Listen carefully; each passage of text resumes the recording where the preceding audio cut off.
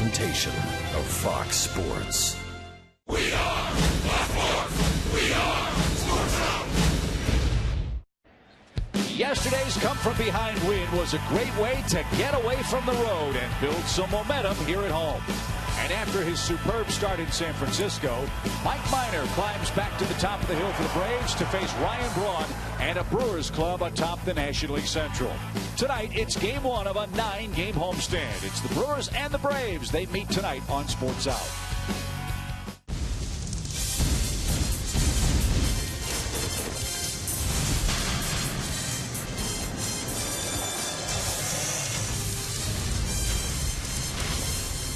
Man, it is great to be back here at beautiful Turner Field in Atlanta, where tonight the Braves start a 9-game homestand. Tonight, the Brewers are in town for the first of 4. And all year long, Braves baseball is brought to you by Academy Sports and Outdoors.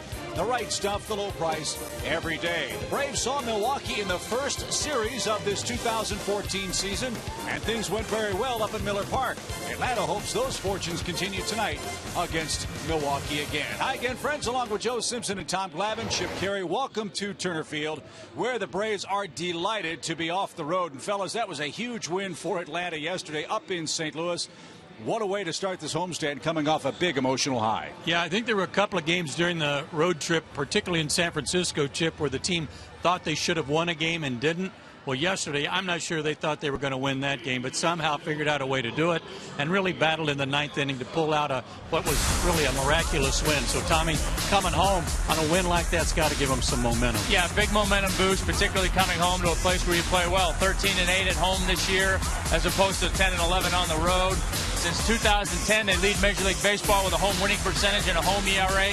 Justin Upton's hot here at home, so all those things certainly are good signs coming home after a big win yesterday afternoon. And speaking of good signs, a good sign for Mike Minor, tonight's starter in Game 1 of the series. He pitched a brilliant game against the Giants out in San Francisco, a 5-0 Atlanta shutout. He did, and look, you know what? It's a little bit different coming into the season, not midpoint, but certainly as is going on versus coming straight out of spring training. You can expect some ups and downs with Mike. His first start was solid. Second one was a little bit off. But what you want to see is the adjustment. He came back his last time out against San Francisco and pitched the gem. 6 2/3 innings of no-run baseball, only 3 hits. You see his numbers in his last 3 starts against the Brewers, 1-1 with a 1.35. And oh, by the way, his last 50 starts have been pretty good, too. So all those, again, good signs, and certainly not things that the Brewers want to see coming in here. Yeah, because the Brewers aren't swinging the bats very well at all, are they, Joe? 39 strikeouts against the Cubs as they lost 2 out of 3 on Chicago's north side. There were some that would say that the Brewers were playing so well that a correction, almost like a stock market correction, was due Milwaukee, and that's kind of what happened. They're still 10 games over 500 at 27-17, second best record in the National League. They have the best road record, by the way, in the National League, despite dropping 2 out of 3 to the Cubs. But while they started 20-7, they've gone 7-10, and they've also had to play without Aramis Ramirez, who's on the disabled list with a hamstring injury, and Carlos Gomez has missed the last 5 games too with a suspension and illness. So they've been without some of their key players. They've got Gomez back tonight, and Ryan Braun too. He'll play in Atlanta for the first time since coming back from his suspension last year. It's game 1 of our 4-game series between the Braves and the Milwaukee Brewers. The Braves have been banged up too. When we come back, Jen Hildreth will update you on the injury situations for Freddie Freeman and Tyler Pastornicki. Back with more in a moment.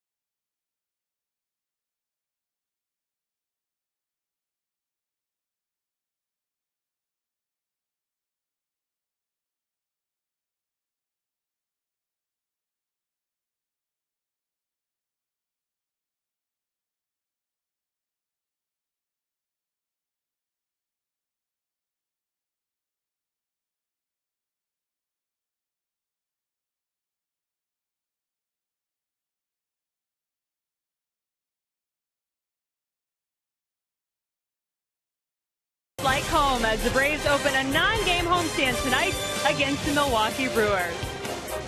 Hi, everybody. I'm Jen Hildreth at Turner Field, where the Braves return after a 6-game road trip.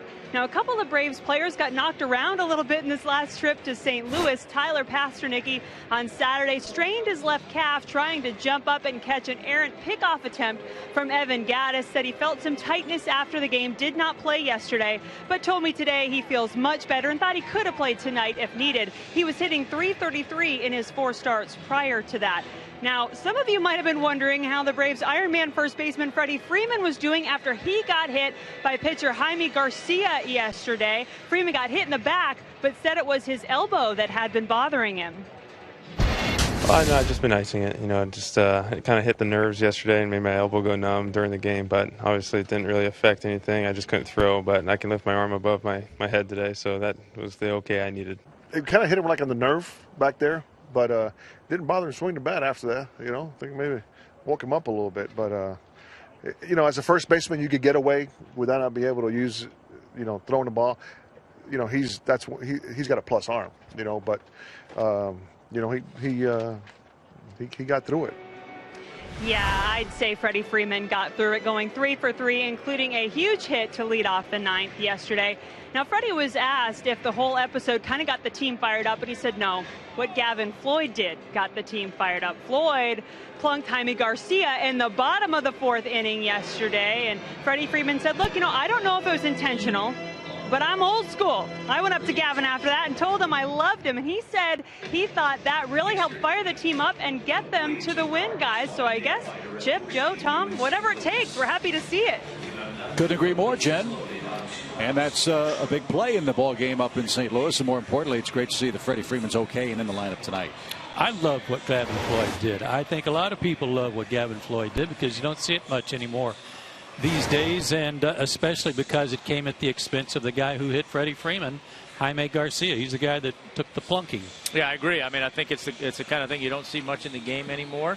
And it's certainly the kind of thing that can bring a team together a little bit, and particularly with a guy who's fairly new to the team and to the organization. Right. So that's kind of a welcome to the family kind of thing for him as well. So, hey, whatever it took to spark the emotions and get that win yesterday was a big win. And that's what I was going to say. It was a huge win for the Braves. You did not want to come home from that road trip with a 1-5 record, considering how poorly the Braves swung the bats in San Francisco and early in St. Louis. To score the number of runs Atlanta did yesterday and not come up with the win, I think would have been a real crushing blow coming home to face a team as good as this Milwaukee ball club to start the homestand. This Milwaukee team, too, that you're about to tell everybody about the lineup. They're not scoring runs. They've scored 2 runs in the last 25 innings, and that was on a 2-run homer by Ricky Weeks yesterday. Well, let's hope that continues in Game 1 tonight. Braun is their skipper, and this is his Toyota starting lineup. They've got a hot hitter in the middle of the lineup, and that's Ricky Weeks. The Milwaukee second baseman didn't play much against the Braves in the opening series. Scooter Gennett did. But Weeks a hot bat, and they need that with Aramis Ramirez injured. Gomez battling a food poisoning bug, back problems and a suspension.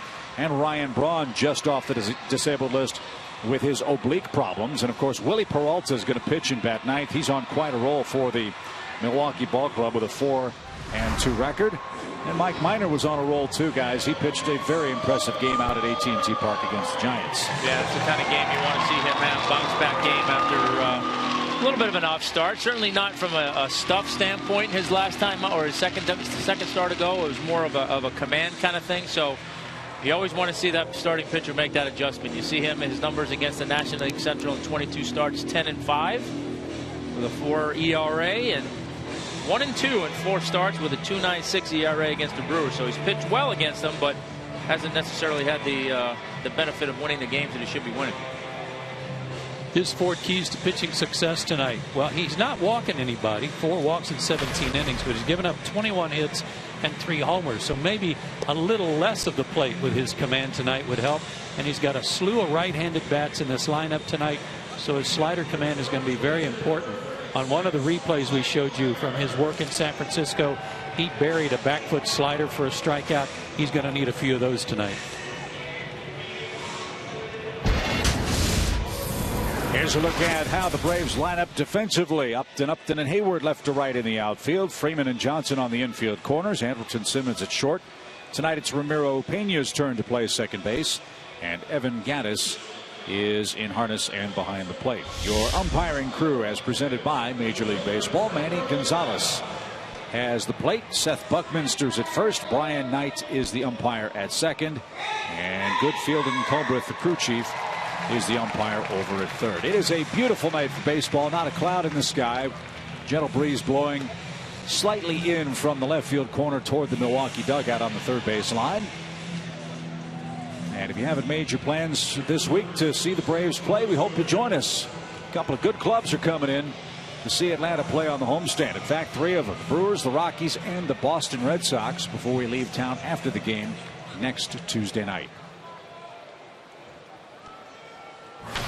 So Carlos Gomez will stand in for Milwaukee. It has been a rough week for the Brewers center fielder. It takes high. Ball 1. First of all, Gomez served his suspension for that altercation April 20th against the Pittsburgh Pirates. Then a bad back caused him some problems, and then lo and behold, he ends up in Chicago ready to play against the Cubs, and it came down with either a flu bug or food poisoning.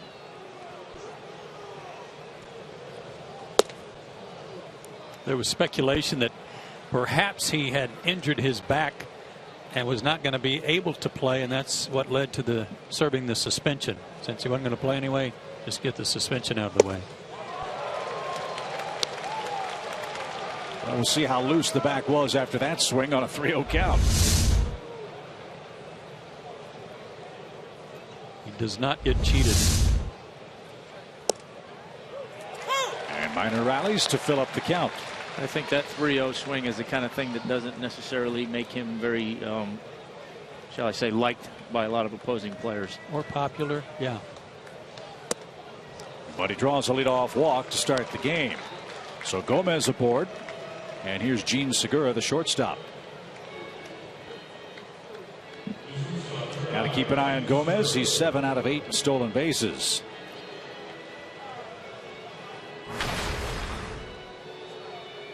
Segura batting .257, 12 RBIs.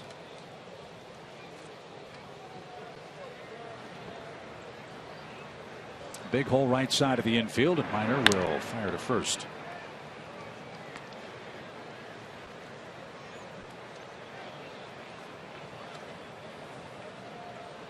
The Brewers try to run. They don't just rely on home runs to spark their offense. As Segura lays down a bunt, Minor will barehand and fire to first. Close play, but in time. It's a sacrifice. Gomez to second base with 1 out, and Ryan Braun will be the hitter. You won't typically see this team play for 1 run early with the bats they have in their lineup. But the way they're going, they need some help. Yeah, I think on the road, and you know, like you say, the way they're struggling a little bit right now, that first run is always a big one when you're on the road, so why not? But the point about Milwaukee and running, they've stolen 28 bases and have been caught 18 times. And now they've got a man in scoring position for Ryan Braun.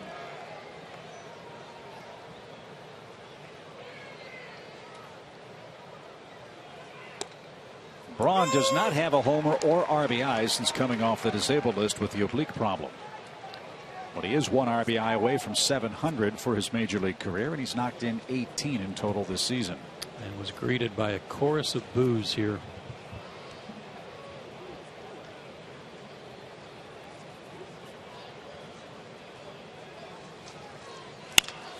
Fly ball well hit to right. Hayward retreats and shy of the track, makes the grab. Tagging is Gomez, and he's on his way to third and will stand there with 2 outs.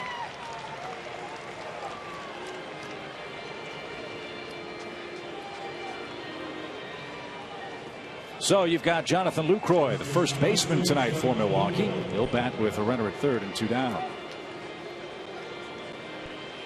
Braves starting pitchers have done a good job over the last week and the 6 games on that road trip of pitching out of jams and getting some double play balls. Atlanta turned 2 double play balls behind Gavin Floyd yesterday and turned another one later in the ball game. So they've been able to get make pitches when they needed to avoid big innings for the most part. You got to make good pitches to this guy. Lucroy's 7 for 17 with runners in scoring position and 2 outs. You know that pitcher's making pitches in jams, and that's kind of the opposite of the runners in scoring position stat that we talk about with the offensive side. I mean, you're generally speaking, you're going to give the other team an opportunity to score some runs a couple times during a game. It's how you make pitches in those situations that can dictate so much. How about those 2 pitches back to back? Good two-seamer and then the good hook.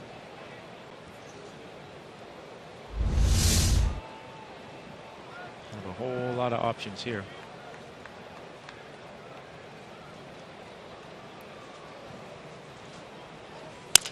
Broken bat, line drive to short, and Minor is out of it. He got the pitch right where he wanted, and Gomez is left stranded at third base in the Brewers' first.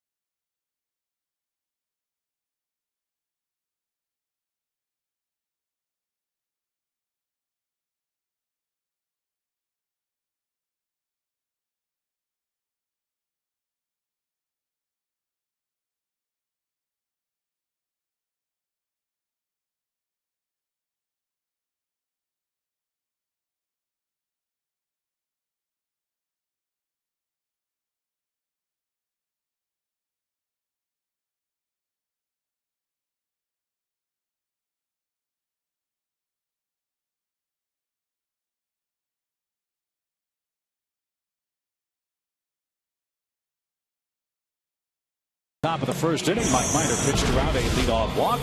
And now the Braves get after Willie Peralta with this Toyota starting lineup. You know about Justin Upton and his great work at Turner Field this year. It sure would be nice to have that continue against one of the toughest right-handers so far in the National League. A man Braves fans might not know much about. Willie Peralta's been dealing. Yeah, he's making his 9th start of the year, 4-2 with a 2.05 ERA. As Joe mentioned in the open, he's really gotten off to a good start this season compared to last, and really kind of trying to establish himself as maybe the ace in the rotation. Could actually be the ace the way he's been pitching. His Fort Keys power sinker. This guy throws 91 to 98, and that low 90 sinker is awfully tough to elevate, and just growing with confidence after each start. He's coming off a great start against Pittsburgh. No decision, 7 innings, just 1 run allowed. And there's the sinker to Jason Hayward to start the Braves' first inning. And that's called a strike.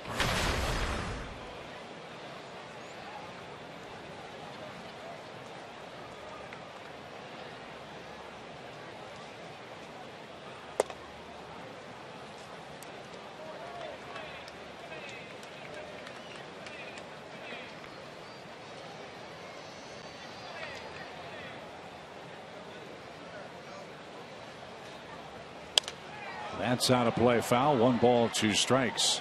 It's mostly fastball, slider. The pitch before was a changeup. He doesn't use it too often. It is his 3rd pitch, but mostly hard stuff. Yeah, I would imagine he would. That'd be a pitch he may be mixing a little bit against the lefties. And a little low. And the count 2-2. Peralta's just 24 years old now. 25. He turned 25 on May the 8th. 6'1", 245 pounds, out of Samana of the Dominican Republic.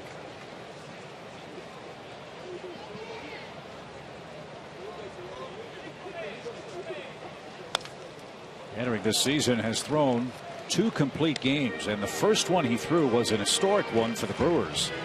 Last July 9th, he went the distance against the Reds, and that snapped the Brewers' major league record of 407 consecutive games pitched without a complete game. Wow.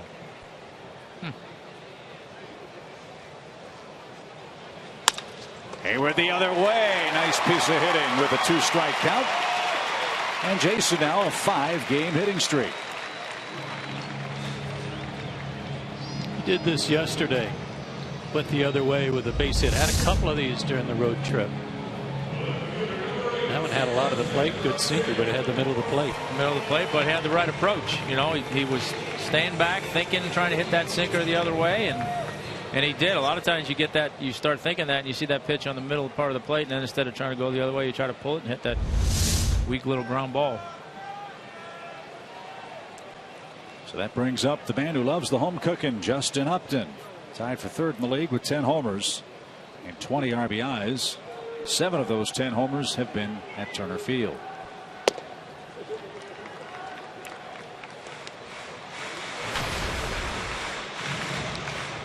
You saw Jonathan Lucroy at first base holding Jason on. It's only the 2nd start for Lucroy at first base. He's normally their everyday catcher, but they're trying to keep his bat in the lineup. And Maldonado behind the plate is the guy who typically catches Peralta. And when he catches, the Brewers are 8-0 this year. So they don't miss a lot when LaCroix either moves to first or gets a day off. Maldonado's done a nice job for him. 2 balls, no strikes. Hayward a good lead. Maldonado also served a suspension for that altercation in Pittsburgh.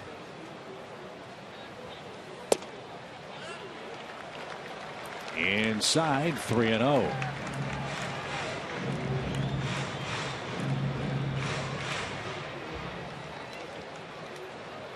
Freddie's next. But first a 3-0 pitch. Runner goes. The pitch a strike. The throw to second is high, and Hayward in safely. His 7th stolen base. Braves 22 out of 30 as a team in steals this year, and he's in scoring position now. Don't see that too often on a 3-0 count, because you know it's going to be a fastball. But he got a good jump. Maldonado is now 1 out of 4 stolen base attempts. And that's inside and low. Upton's at first. 1st and 2nd for Freeman with nobody out. And I think we're seeing both managers saying the same thing. We need some early offense in this game. Yeah.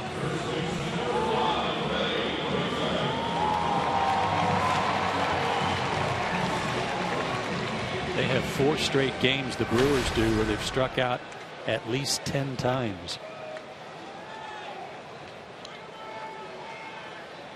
And you know about the Braves and their strikeout difficulties.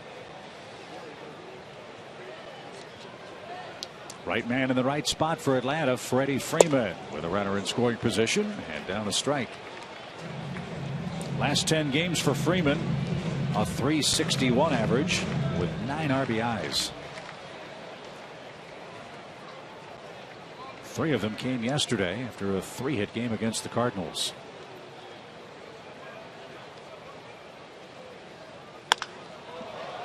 Popped up. Weeks behind first. And that'll be an infield fly, and Freeman's retired for out number 1.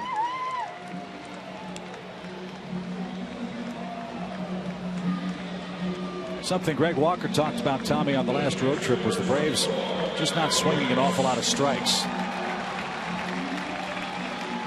Might have to take another look at that pitch that Freeman swung at. Looked like he was off stride and reaching for it.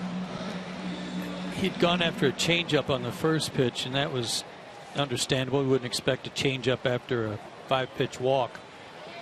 But yeah, it did look like he went after something that wasn't even close. Well, I mean, they're typically, the last 2 years, they've been a fairly aggressive team offensively, and when things aren't going well, that's kind of one of the first things you start looking at.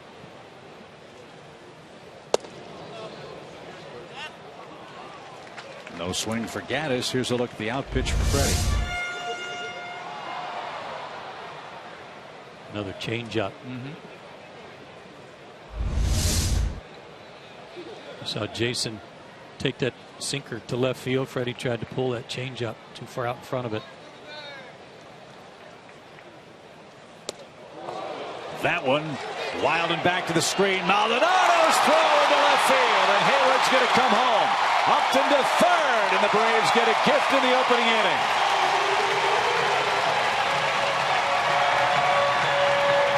This looks familiar.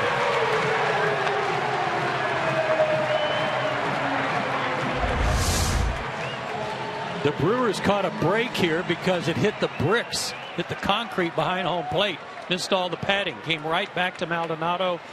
He was going to have Jason by a mile and threw it away.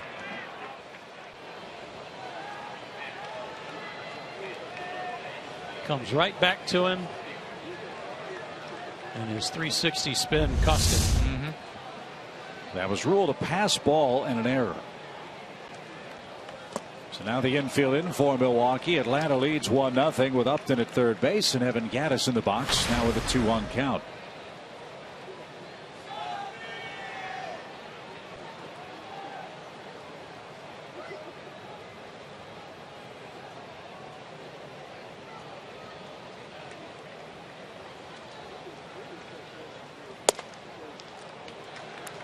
Braves scored what proved to be the winning run yesterday on a very wild pitch. And Joe said it great yesterday. If Yadier Molina can't catch it, it's a real wild pitch. Yeah, it's not real close. It'll be a line for Bob Uecker. 3 balls and a strike. And a drive down the right field line is slicing toward the seats and out of play.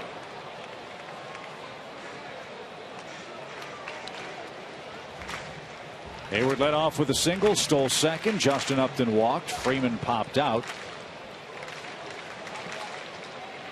And then a passed ball throwing error brought home Jason, and it moved Justin Upton to third base. Fly ball here would be very nice. It's a walk instead. Peralta's got a couple of those in the opening inning. And just turned his back on the umpire after that call. He hasn't walked hardly anybody. He had 10 walks in 52 innings coming into play today. He's got 2 in the opening frame tonight. Every infielder in to try to calm him down a little bit. But he turned his back on the umpire before he ever got the throw back from Maldonado. Slider close.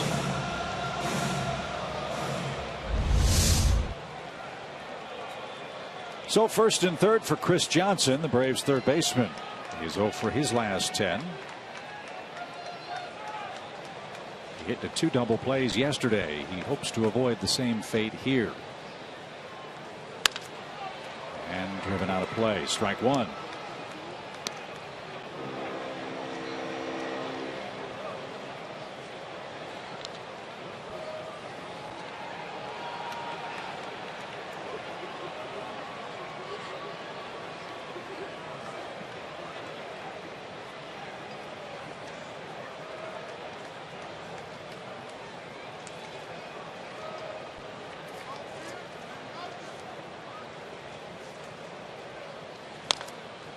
Scoring first is hugely important for both of these ball clubs. When the Braves score the first run in a game, they're 15-3.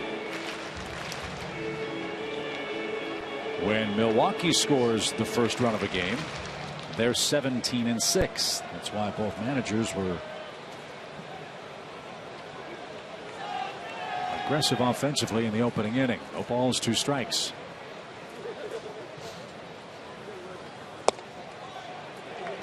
Can't get that slider to cut over the outside corner.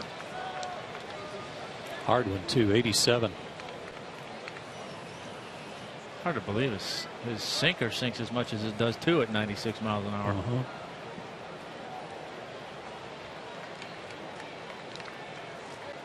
Peralta ready for his 23rd pitch of the inning.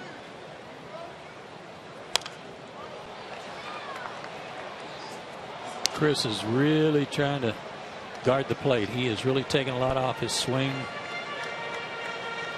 Certainly not slow motion, but slow motion compared to his normal inside-out swing. And if he does hit it on the ground, hopefully hits it to the right side. There's a huge hole over there with Lucroy holding on Gaddis. And even if one of those two guys fields the ball, they may not have time to turn a double play.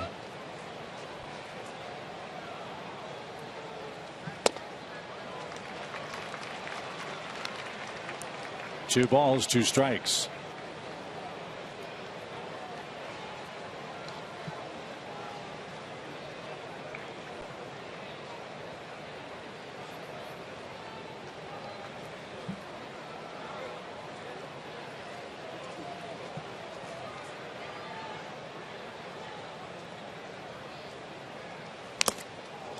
Good at bat continues for Chris Johnson. First run Peralta has given up all year in the first inning. And their offensive struggles, that might be enough today. Two balls, two strikes.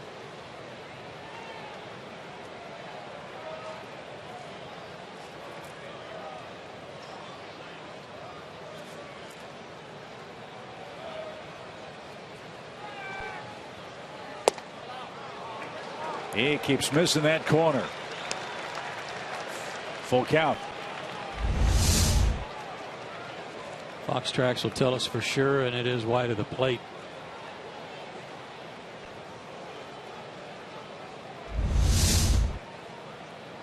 Let's see what Evan Gaddis has in mind at first base. Full count, pitch, one out. Not going.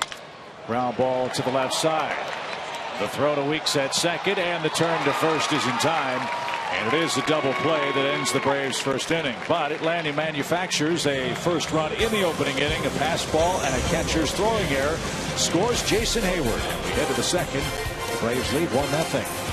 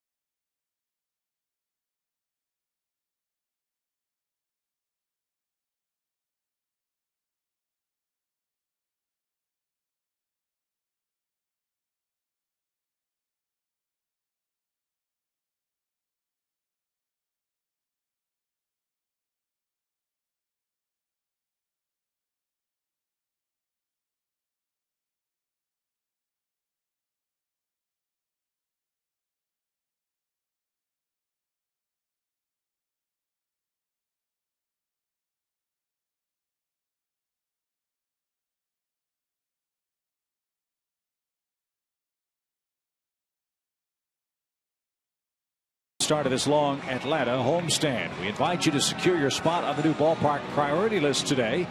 This gives fans who are not current season ticket holders access to buy season tickets for the new Braves ballpark when it opens for the 2017 season. Joining the priority list requires a $100 refundable deposit. Go to Braves.com/new ballpark to sign up today.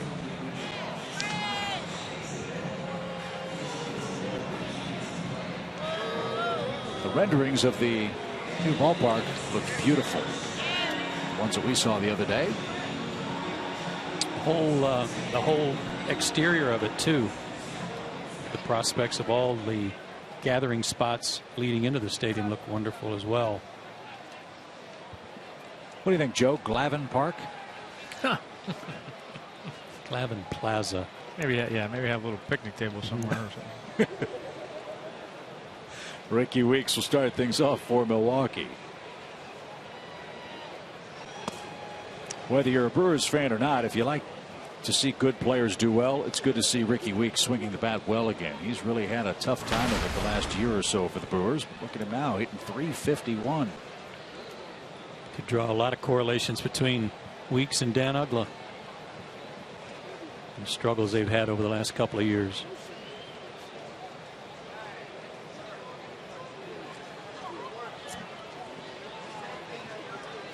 Ricky hit one yesterday over the left center field fence at Wrigley that cleared everything.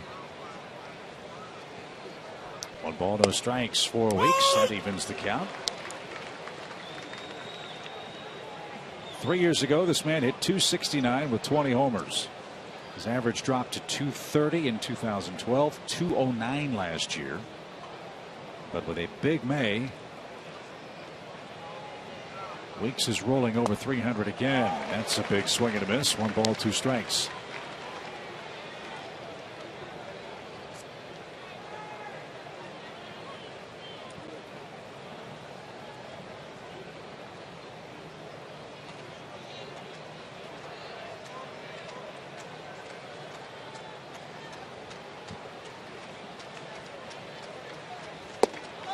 Mike missed the corner inside. 1-2.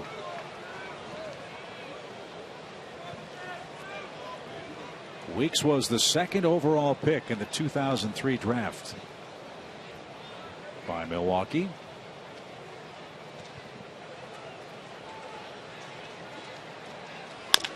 And he bounces this ball to Simmons. Big convenient hop, and Anderson gets his man with ease. 1 man down in the 2nd. Ricky Weeks retired. And here's Mark Reynolds. Joe, it can't be overstated, something you talked about in the opening series against the Brewers. Maybe the most valuable player on their club, or the most important offensive player on their club, is the man that's not playing in this series, and that's Aramis Ramirez. Yeah, I thought he was a key to how far they go this year and whether they actually would challenge in the Central Division, because he's so good and he's such a good hitter, and they need him in there. They need his leadership in there.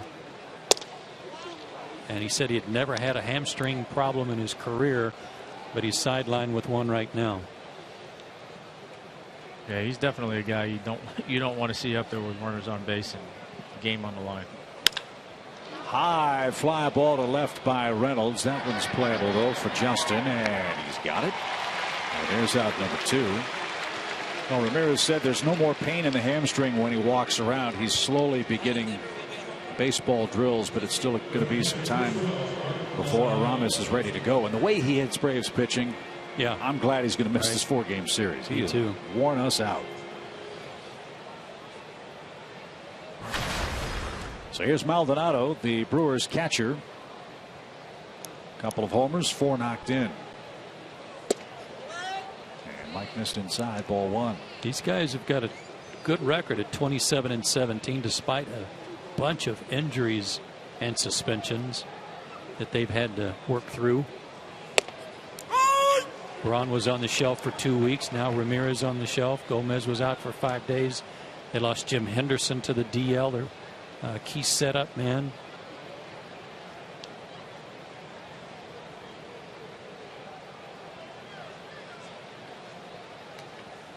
But through all that, it's Milwaukee atop the pile in the Central Division by 4 games over the Cardinals. Well, like you said, Joe, they've had their share of injuries here lately, which could certainly be a reason for their sputtering a little bit. But good ball club, but I think the jury's still out a little bit for people. They're not quite ready to commit to these guys being the real deal yet, but I think these next couple of weeks they start getting some of these guys back. It'll be interesting to see. Strike 3 called. Minor popped the glove of Gaddis, and Maldonado knew it. His first strikeout in tonight's ball game. Milwaukee is out in order in the 2nd, and B.J. Upton will try to add to an Atlanta lead of 1-0. We come right back.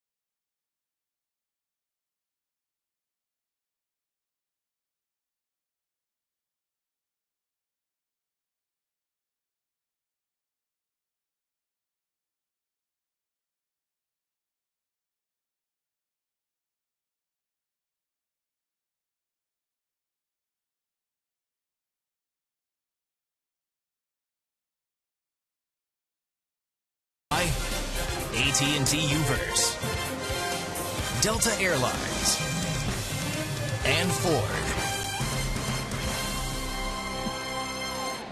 Beautiful night for baseball here in Atlanta. B.J. Upton leads off the second for the Braves. B.J. at 203 with 3 homers and 9 runs batted in. And he takes low, ball 1.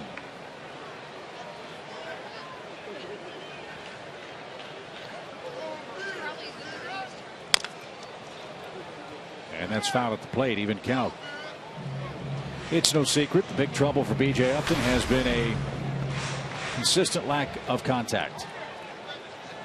31 strikeouts in his last 61 at bats.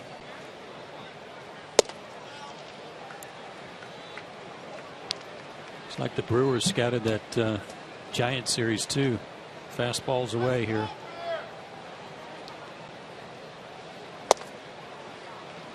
Two balls, 2 strikes. And the frustrating thing about the strikeouts, fellas, was so many of them were called. Over that outside edge. And going out there again, 2-2 pitch is back to the screen. No, I didn't see it, but was there something in the paper, a quote from BJ regarding batting 6th that he was not happy with?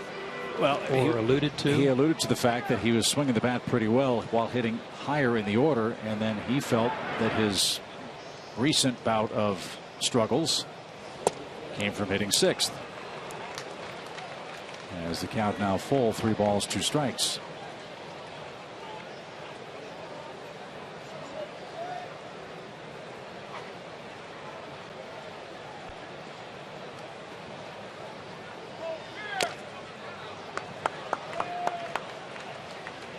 He can feel how he feels, but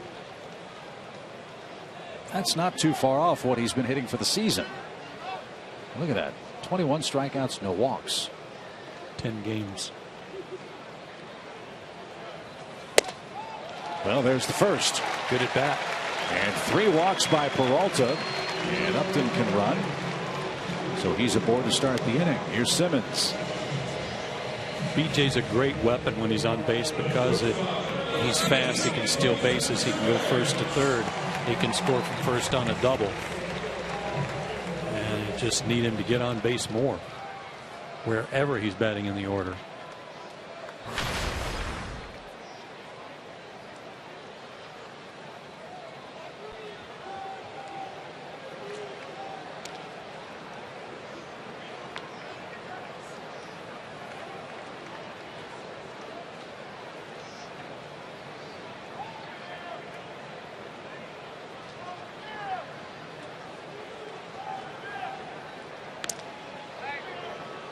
Quick move.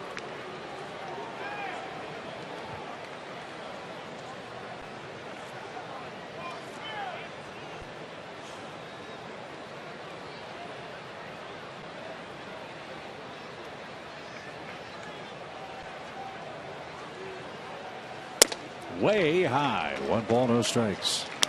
Boy, he can pop the leather though, can he? That was 95. That was 3 walks already. You might want to start taking a little off and have a little feeling touch, as Leo used to say.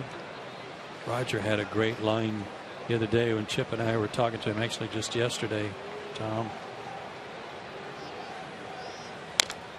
And he was referring to guys who throw hard, and he was using the term control velocity. What is your best, your highest velocity where you're in control and command of your fastball? Not how far. Don't tell me how hard you can throw it. Well, I think that's a problem with a lot of guys nowadays is they think they have to throw the ball as hard as they can in order to get it to go where they want or break the way they want. 1-1 pitch is shot the other way. Good at bat by Simmons. And Ryan Braun came up ready to throw. No advance by Upton. First and second for Atlanta again with nobody out, this time in the second inning.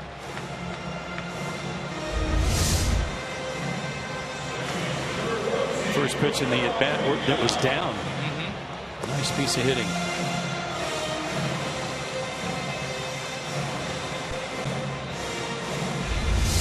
Talking with Greg Walker, he said that's the exact scouting report you have to have with Peralta. Everything's going to be away. At least the pitches you can hit are going to be away, and you've got to try to hit them the other way as a right-handed batter. Well, and it's like Tom said with Hayward in the first inning, and with that sinker, if you're trying to pull it, it's just going to be an easy two-hopper to second base if you're left-handed. There's a one-hopper that Maldonado speared behind the plate. 1 ball, no strikes.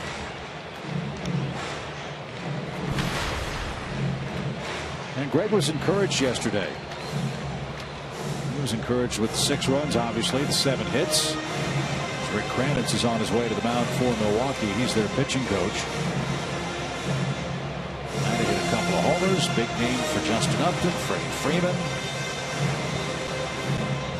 Made some hay against Trevor Rosenthal, who pitched in the 9th inning for the 4th consecutive game for the Cardinals. That was really causing a lot of head scratching on all the radio baseball shows today. Atlanta very happy to take advantage as they knocked off the Cardinal closer and salvaged 1 game out of 3 at Busch Stadium. This guy, sorry, I was going to say, I don't think you're going to have to worry about 4 days in a row for Rosenthal anytime soon. I wouldn't think so. This guy's having a great month of May. Tonight is really different for him. He's 1-1 with a 1.29 ERA for the month of May in 3 starts. He did have a start against Arizona where he lost and gave up 11 hits, but no walks that game. And amazingly, only gave up 2 runs. As I'm watching him, as I was watching him in the first inning, I had to take a look. I wonder if he's had an extra day's rest, because it looks like he's out there right now and he's just feeling too strong and trying to overpower everything instead of just trying to make pitches. Let's see if he tries to dial back the velocity here with Ramiro Pena. That last pitch was a breaking ball at 84 miles an hour. 2 on, nobody out. Upton and Simmons, the runners for the Braves. And a bouncing ball. Lucroy can't get it. It's into right field. Here comes BJ around third. Braun's going to throw behind the runner at second. And Simmons is in safely. So is Upton. An RBI hit for Pena makes it a 2-0 game.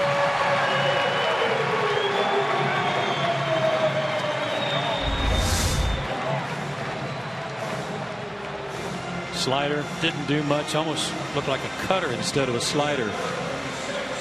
But Ramiro Pena, 43 at bats. He's got 5 RBIs. He's, for a guy who doesn't play much, when you're averaging better than a RBI every 10 at bats, you're doing pretty good.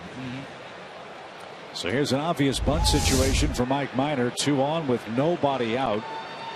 And earlier today, Braves pitching coach Roger McDowell was showing the young lads how to get it done. Watch this, Tommy.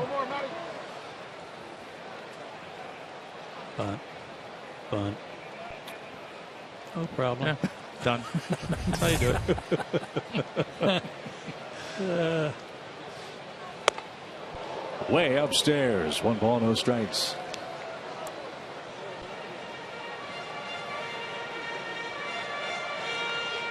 Now Doug DeCenzo, the Braves third base coach, will make sure he and Minor are on the same page. Peralta has had very little command tonight. 42 pitches, 22 of them strikes. DeCenzo may have said to Mike, you know, don't let them take the bunt away from you. If they come in right on top, you swing away.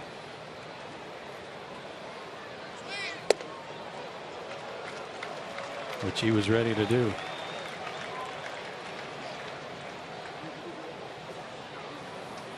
Doesn't look like the Brewers are putting on a big wheel play or anything, but Reynolds is sure charging.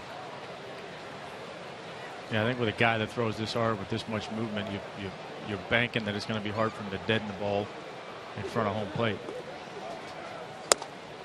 May not matter. He's trying to throw the ball right through the catcher's glove. Now Minor's in the driver's seat. 3 balls, no strikes.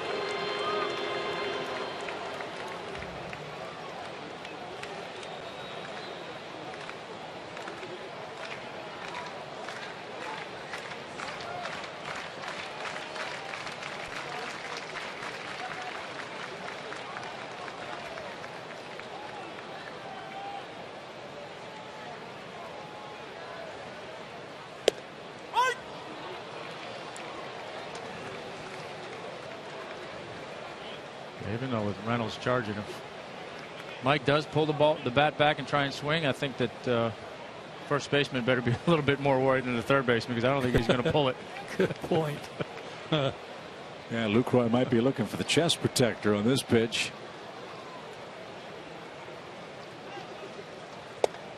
And it caught the corner. Full count.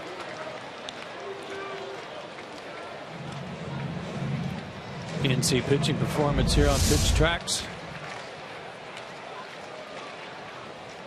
Good pitch.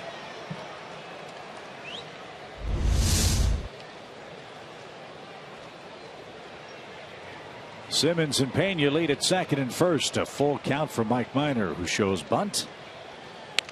And he can't get it down. It's bunted foul. So there's a strikeout. And the runners still at first and second, and we go back to the top of the order. I mean, for me, that's just a case of trying to be maybe a little, and I don't even know if a little too cute is the right way to say it, but I understand what they're doing on the first strike where they pull the bat back and do the butcher boy play and kind of try to keep everybody honest. But once you've done it one time, that second time, to me, you just bunt the ball and give yourself two opportunities at bunting the ball. Agreed. Hayward fouls one off the catcher. That's a strike. Atlanta's pitchers have a grand total of 6 sacrifices in 42 games. Yeah, and that's obviously not very good. And they're, you saw they're working on it and all that. And you can work on it. It's not the same as when you get in a game. And even more so when you're facing a guy like this. These guys are the guys that, even for me, were always the hardest to bunt. When you got that hard sinker that just bores down, that's a hard pitch to bunt. Snap throw back to second, and Simmons slides in safely.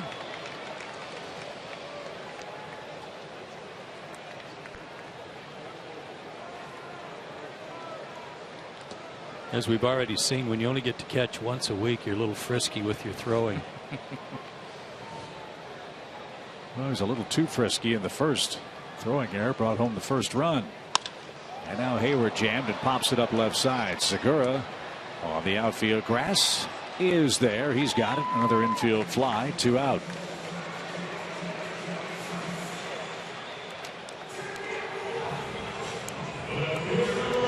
So big second out for Peralta, but he's got to get Upton. Justin walked and was left at third base in the first inning. His pitch counts at 50, which is a lot for the second inning. Makes you wonder how far in the game he could go if he's able to calm down. But he's also pitching so well that he's one of those guys that makes you worry. If you don't get him early, you don't get him. So Braves have 2 across, but we're in a position to get some more this inning and have been unable to.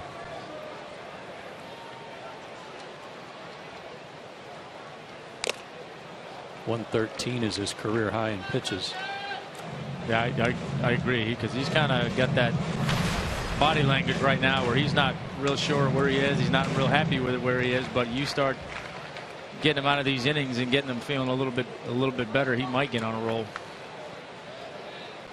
I think he can squeeze a couple more across right here. I think it's the kind of thing where mentally it's going to be real tough for him to try and settle down.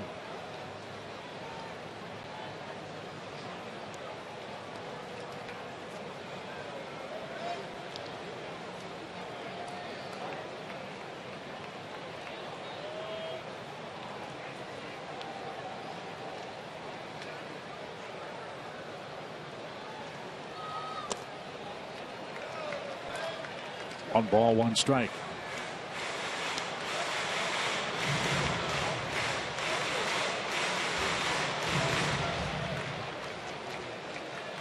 Justin had a good day yesterday. He hit the ball hard 3 times. Lined out his first time up, then a homer and a double. A long homer. A lot longer than they measured it, that's for sure. 1-1 pitch. Bouncing ball towards short. Segura's got it, and the flip to second is in time, and the Braves are done in the third inning. They got another run, but that could have been a much bigger frame. Minor settles for a 2-0 lead.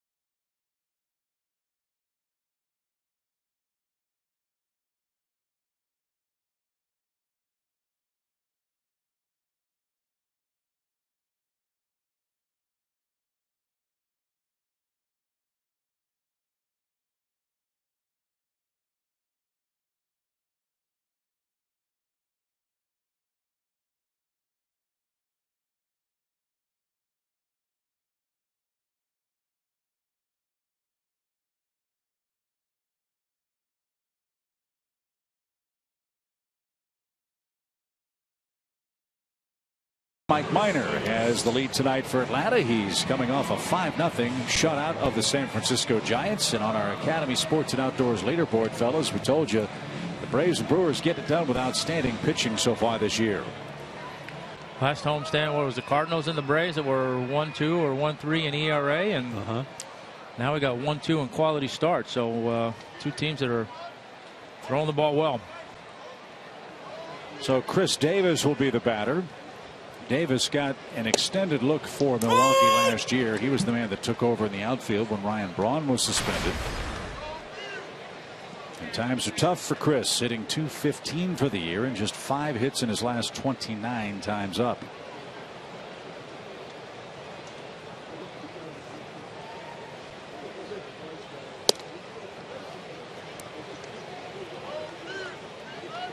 Right now, guys, it's safe to say the Brewers are going through what the Braves were going through on our last homestand and out in San Francisco.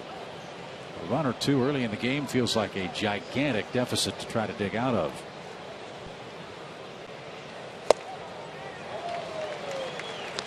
As Joe mentioned, the Brewers have struck out 10 or more times in 4 straight games. 5 times in a row is their club record. And they struck out 39 times in 3 games against the Cubs. Ron Renicky on the left, the manager, and his bench coach Jerry Narron, former big league manager.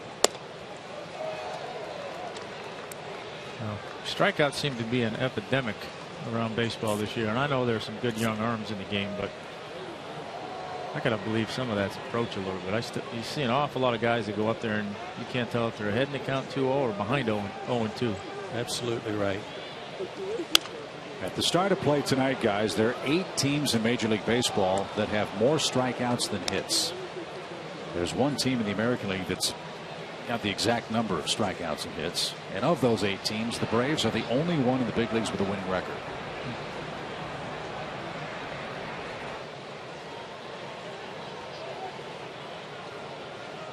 Two balls, 2 strikes.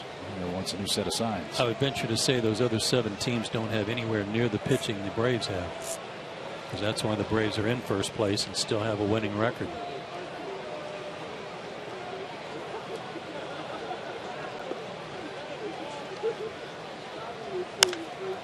Popped up right side. Freeman will backpedal. Pena will join him on the right side, and Freddie makes the play for out number 1 in the 3rd inning. Yeah, the American League teams are the White Sox, the Twins, the Mariners, and not surprisingly Houston, with more strikeouts than hits. In the National League, the Padres, which have a pretty solid pitching staff. In fact, they're 2nd in the league in ERA. The Mets, Braves, and Cubs. Well, in the American League, those American League teams, Chicago, Minnesota, Houston, are at the bottom. Those 3 teams are at the bottom of the pitching stats in the American League. Seattle's up near the top. They're 4th. But I agree with you, Tom. Epidemic's a great word, because it is throughout both leagues. There are some guys who feel that a strikeout is just another out. Hogwash. 1 ball, 2 strikes. As a pitcher, did you feel that way? No, I mean, you obviously there are certain spots you want them, but I mean, I'd rather have a guy not put the ball in play than put the ball in play, because you don't ever know what's going to happen when they put it in play. Exactly. And I think you know, and I'm sure it went on before, but Ryan Howard's the guy that kind of comes to mind with this era of player. And okay, so what, he strikes out 100 times, but he drives in 130. It's one thing that if you're a guy that's doing that, but I don't think a lot of these guys are putting up those kinds of numbers. There's a strikeout over the inside corner. That's 2 for Mike Minor and 2 quick outs. Boy, he's got a good two-seamer working, Tommy, on our PNC pitching performance. Yeah, that's a good pitch. He's been feeling that inside part of the plate tonight. He's been trying to go to it when he's been ahead in the count and go to it, put guys away, and certainly hit a spot right there. Joe pointed out last week, Tommy, a great article in the USA Today newspaper about this epidemic in strikeouts. 7th consecutive season, strikeouts have risen to record levels. For the last 2 years, for the first time, every major league team had more than 1,000 strikeouts. As recently as 2005, only 17 had ever done that in a single year. More than 100 players struck out 100 times each. And in 1968, the year of the pitcher, only 18 hitters struck out 100 times. Amazing. Mike Minor pitching a gem. He's retired 9 straight. Here's your Delta Airlines on deck trio for the Braves, who lead 2-0.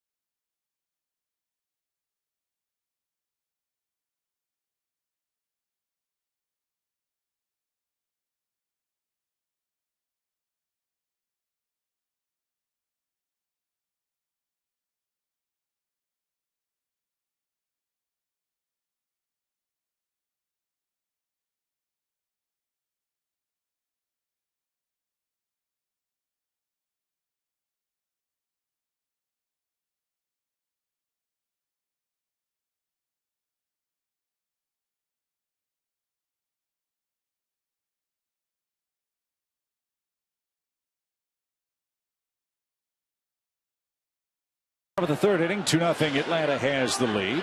Freddie Freeman, Evan Gattis, and Chris Johnson are coming up. Peralta needs an easy inning. The Braves hope to make this one anything but.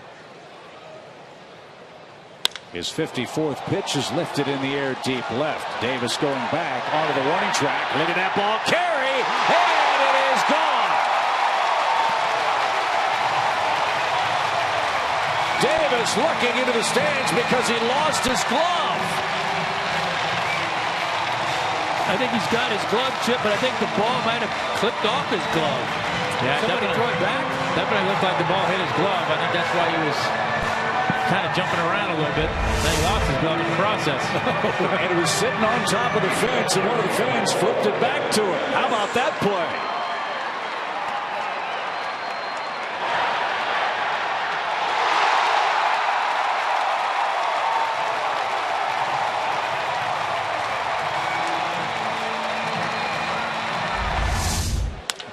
Now Gattis with a rocket up the middle. Back-to-back hits for Atlanta. After the Freeman homer, Gattis aboard with a single. That snaps his 0 for 10. That was a great look. That camera angle from right there at the foul pole. Second opposite field home run for Freddie in 2 days. And remember that first at bat on those 2 changeups, he didn't look so good.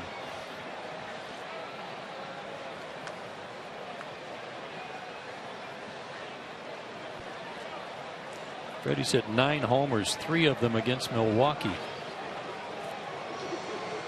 Chris Johnson, the batter. Gattis at first, and a bouncing ball to third. That is a foul ball.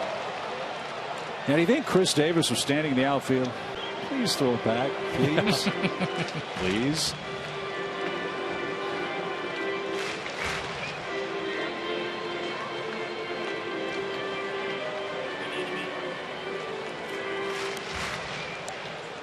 Freeman's back. 3 homers, 10 RBIs in his last 11 games now. The Braves lead 3-0 over Peralta. If Jen asks him after the game, about how hard he hit that ball, I know he's going to say, yeah, I got it all. But it didn't look like it. And I'll bet he didn't think it was going out when he first hit it. I didn't either. The ball just kept going. Pretty amazing that he could hit a ball that far the other way, considering his arm went numb in St. Louis yesterday after being hit by that Garcia pitch. No balls, 2 strikes.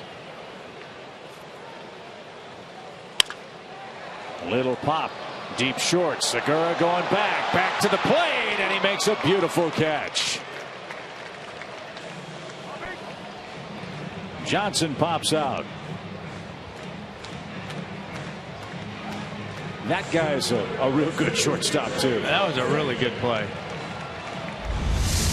I think he knew it was out there in no man's land where neither one of the outfielders were going to have a chance, so he was full out for it.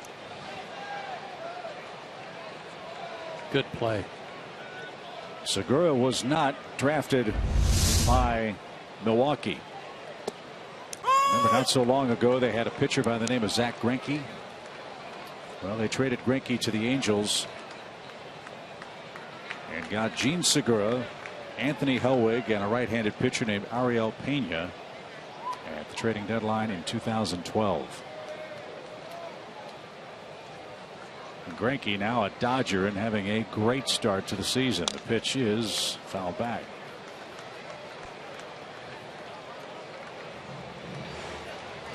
That one got a piece of Maldonado.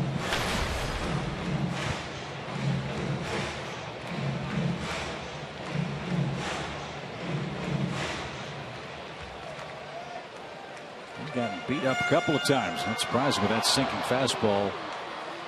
Either the hitter or the catcher is going to take some punishment on a foul tip. 0-2 for BJ.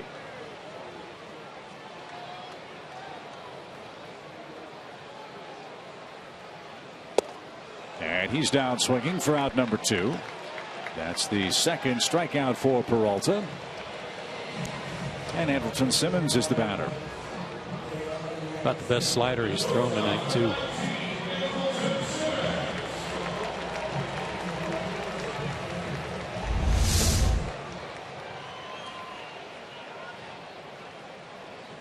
You know, it's not, at least some of the sliders he's throwing aren't breaking like you'd expect them to. Yeah, it's like he's trying to overpower them, and they're spinning more than they're breaking.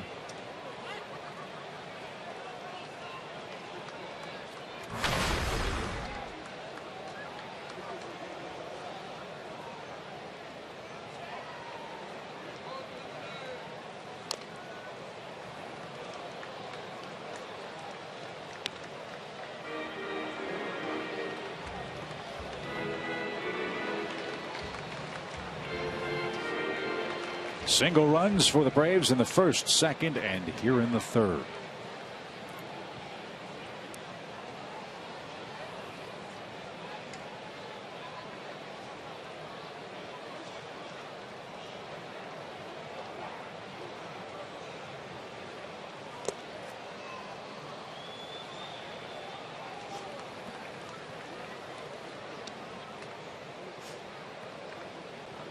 Peralta came into the game with the 4th best ERA in the National League. Braves have touched him for 3 so far tonight. He's not had good control. He's walked 3 men. 1 of them have scored.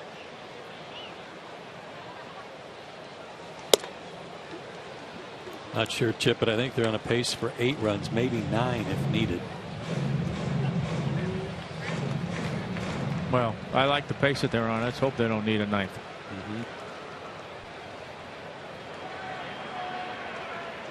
Good to see some smiling faces on that Braves bench. Yeah. With Atlanta up. There's a pretty pitch. 2 balls, 2 strikes.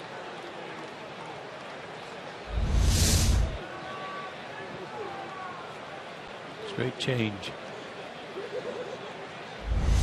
It's going to be a strike, too.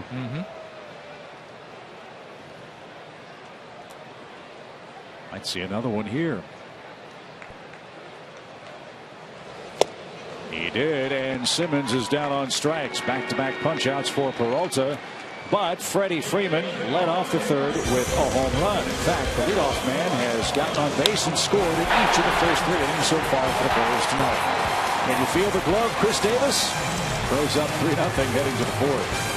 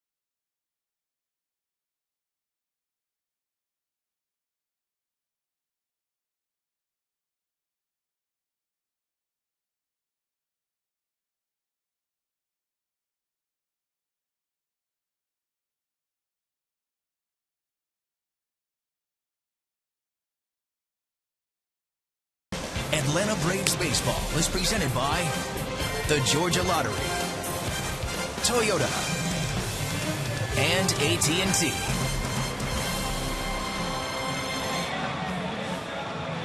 Look at that beautiful delivery by Mike Minor. You want to know why guys' arms hurt and their surgeries and all that? That's about picture perfect.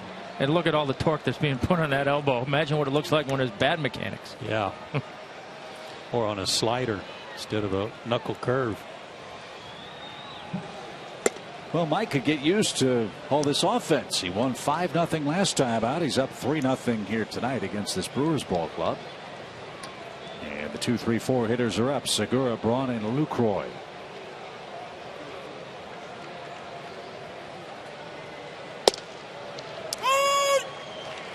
He has enjoyed some love against the National League Central.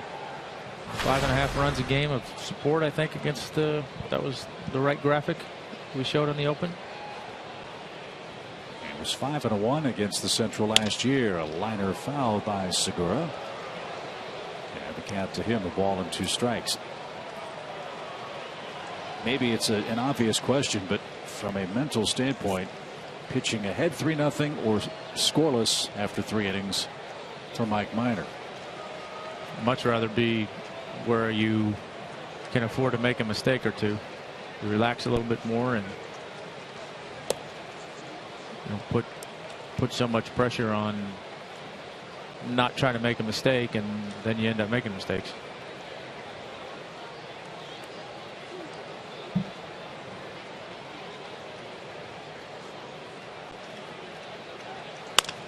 In the air to right, and Hayward's going to track that one down. He's got it, and Segura's out number 1.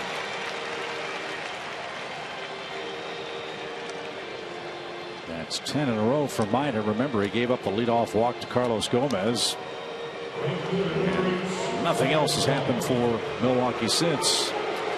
Ryan Braun, another chorus of boos.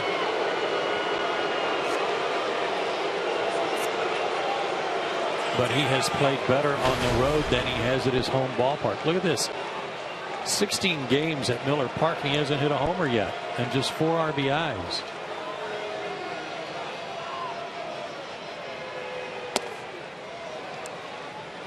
That doesn't surprise me in this regard. I can't think of a guy who would get more satisfaction out of silencing those fans who boo him.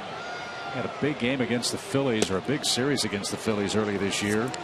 Hit a bunch of home runs, and those fans were all over him. No. Sure they were.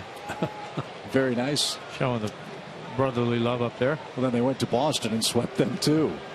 was an early road trip for the Brewers. It really helped get their season rolling. 3 balls, no strikes. He had some quote, though, that just baffled me, referring to himself and with the criticism or the booing, and referring to himself as an artist, like an artist. I have to be, I'm paraphrasing here, but I have to be willing to take the good with the bad or something like that. I've never heard a baseball player refer to himself as an artist. I don't think I have either. Entertainer, perhaps, but artist. Yeah. I think Kurt Flood used to paint, so maybe he did. Well, years and years ago. Tommy used to paint. Yeah. It was on the corners. 3 balls, 2 strikes. As Braun requests time. Seems like it'd be a much easier way to handle it. Just say, well, I understand it. It's to be expected. Let's move on. Sharply hit, and Pena in perfect position to make the play. That's 11 up and 11 down for Mike Minor. Jonathan Lucroy is the hitter. Braun will have a seat. He is 0 for 2.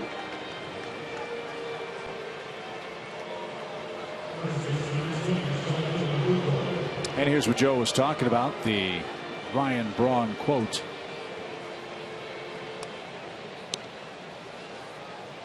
Not many people have to deal with their mistakes publicly. I'm one of the league leaders in confidence. I don't need any added motivation of drama at work. I'll let my work speak for itself, as every artist should.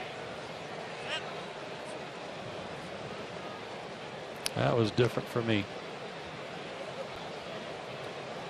And that's why I think that home road split that you showed when he said he leads the league in confidence, I don't think there's an environment hostile enough to bother Ryan Braun. 1 ball, no strikes for Jonathan Lucroy. He lined out, and a base hit is the first of the game for the Brewers.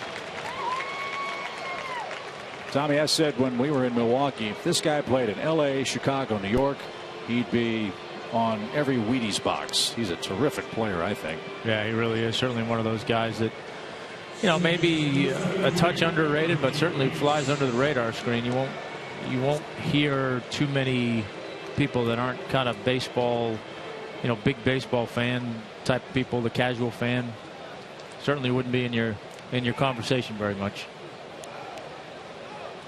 So that snaps Minor's run of 11 straight retired. Way to go. Nice job mentioning that, by the way. Yeah. No, but it's true. You start talking about the discussion of catchers in the National League, and it starts with Molina. Maybe include Carlos Ruiz, certainly Buster Posey.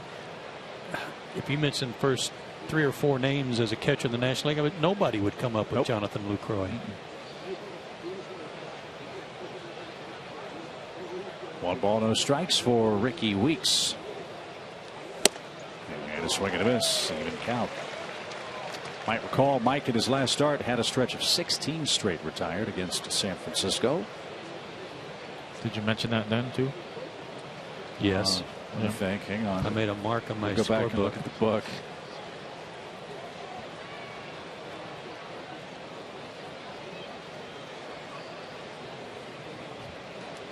Good chance you did. I plead the 5th at this point. Well, he's an artist. Yes. I'll let my jinxing speak for itself. 1 ball, 2 strikes. Hey, we'll keep an eye on the scoreboard too. Very light schedule in the big leagues tonight. But the Nationals, hot on the heels of the Braves, a half game back, are hosting Cincinnati tonight. And the Reds are winning that game 1-0. I wonder if Joey Votto's playing. They're already without Jay Bruce. The last thing I read about Votto, quad problem. They didn't think they had to DL him, but they weren't sure if he was going to play tonight. Laser Baker says he is not playing.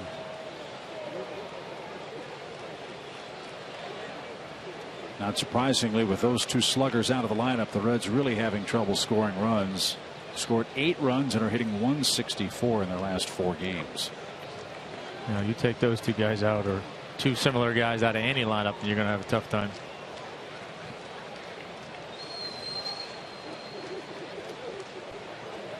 1-2 for Ricky Weeks.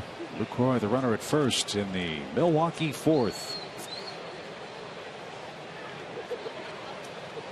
The Braves are catching Milwaukee at a good time. Their offense is struggling, and Mike Minor, as well as he's pitching, has continued that to this point.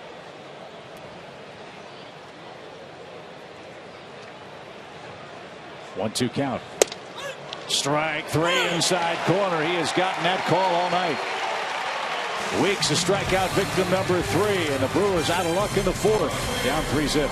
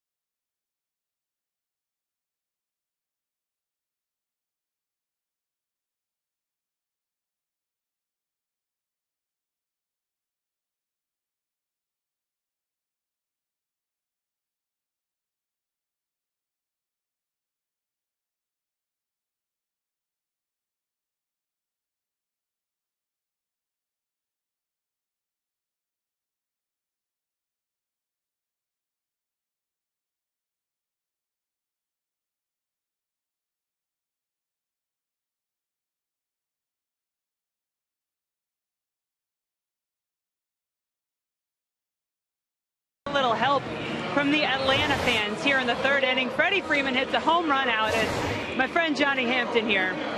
What did you have coming at you? Because it wasn't just the ball. The ball and his glove. So did you just have, like, I know all your buddies are here. Did you just have the longest arm? I was closest to it. I wanted to just take it, but I knew that wouldn't happen. So just did the nice thing and gave it right back. Yeah, kind of odd. I mean, you sit out here, you might think you might get a home run ball. Did you ever think you'd get a glove? No, I had no idea. Now, by the way, guys, they said the home run ball, it went down there somewhere. The security guys came and got it. I think we need to help these guys out a little bit. Get him the ball. Don't you think you deserve the ball? I think so. We got a 21st birthday over here. I caught the glove, gave it to him. I think the nice thing would be give me the ball.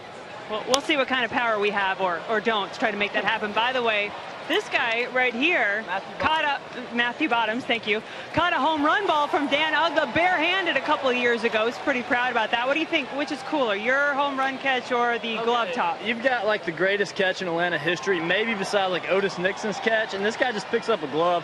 I've got to go with my catch. I'm sorry, guys. I love Johnny, but my catch was pretty awesome. So. I'm being proud here, guys. I love Atlanta. Hey, Jen, tell him we remember the catch. Oh, by the way, the guys say they remember the catch. Good job. Y'all remember the Dan Uggla catch? That was me. Probably the proudest moment of my life. My 3 minutes of fame was right then. And now. He's getting three more now. I'm on TV. Hey, Dad, I love you. All right, Matthew. All right. You guys had to go there, right? Okay, well, either way, very nice job. Giving Atlanta fans a good reputation. Let's get him that ball. Thanks, Jen. By the way, Matthew is not an artist. He won't let his catch speak for itself. He was pretty proud. As Pena strikes out, that's 3 in a row for Willie Peralta. And Mike Minor will be there. When did the, when a batter will do the hammer throw with the bat and it ends up in the stands, when did the fan gets to keep the bat thing start? Was that always that way? No, it was never that way. You'd always go through that ritual of everybody booing because they wanted the bat back, and then they'd get one out of the dugout and send it up in the stands, and everybody would go, yeah, okay, clap again, and right. So I don't know.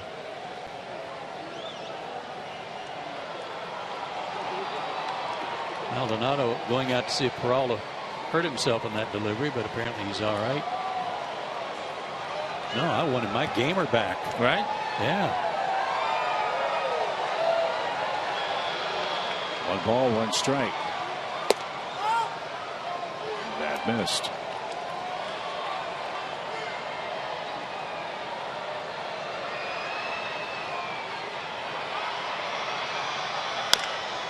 Minor makes contact, bouncing ball to third. Long throw by Reynolds, and in time.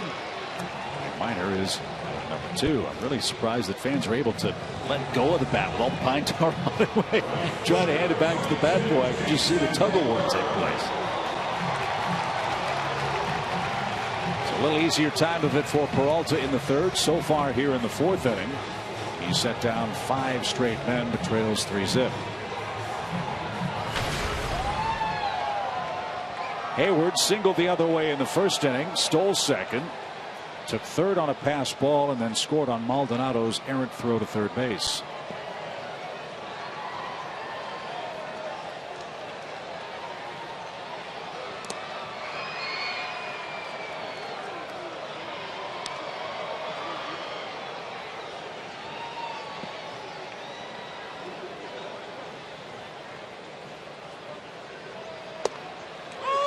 Even count.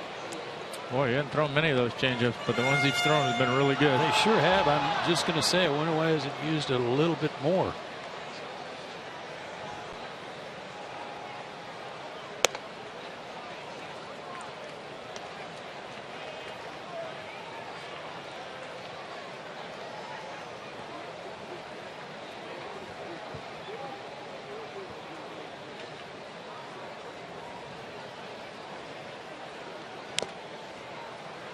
Another changeup, another strike. This one fouled at the plate. 2 balls, 2 strikes.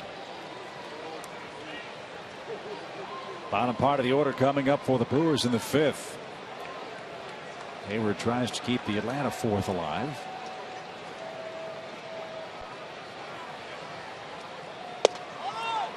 Oh, that just missed inside. He hasn't gotten that call all night. Not so sure this one missed.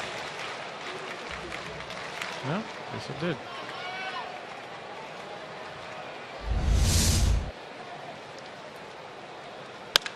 Line back where it came from. Wow, Peralta's follow through almost carried him right to the path of that rocket up the middle. And a 2-hit game for Hayward. Jason's hit in 5 straight games, and his average at .215 coming in. He's climbing slowly but steadily. In his hitting streak, he hasn't had any 2-hit games until tonight that I recall. But he's putting a lot of good swings on the ball, including the last out for the Braves yesterday when he hit that rocket down the first baseline. I said to him today, I said, "Oh, that was a great swing." And he said, "No, it was just a touch late." And I said, "Well, couldn't tell because he pulled it hard." And he said, "It just felt like it was a little bit late." Justin Upton with 2 outs. And he takes a ball low. I don't know if there's a more exciting player in the game than Jason Hayward when he's using all fields, Joe, because he can do such damage from the 3rd base bag to straight up the middle. And that's where his 2 hits have gone today. And he did have a 2-hit game Saturday. But I just like the fact that he's using the whole field.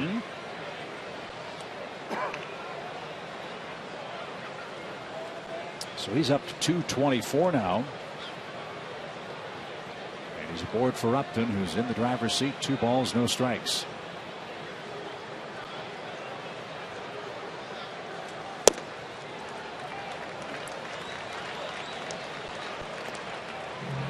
Boy, this guy's worked hard tonight.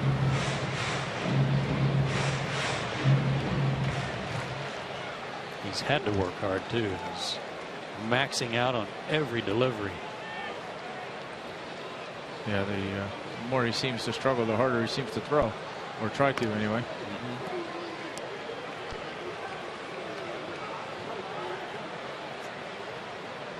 The 4 best pitches he's thrown tonight, ironically enough, have all been changeups.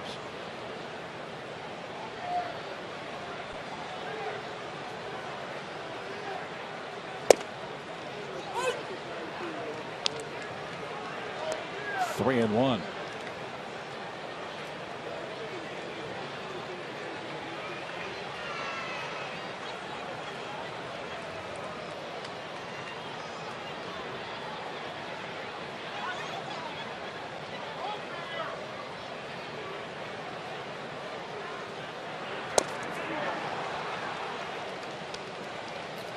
Another one. He's going from 95 to 82. It's a pretty good gap. It is. It'd be a whole lot better though if he'd command that 95. 3-2 pitch. Hayward will take off from first with 2 outs. There he goes. And it's low. Another walk.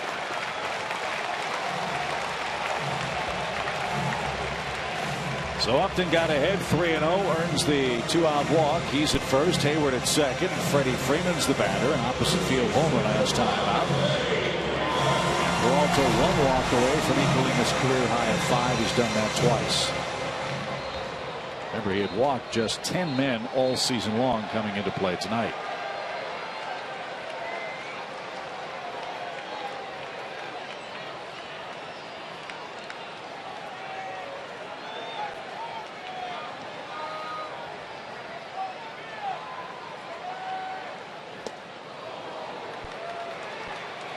Strike 1.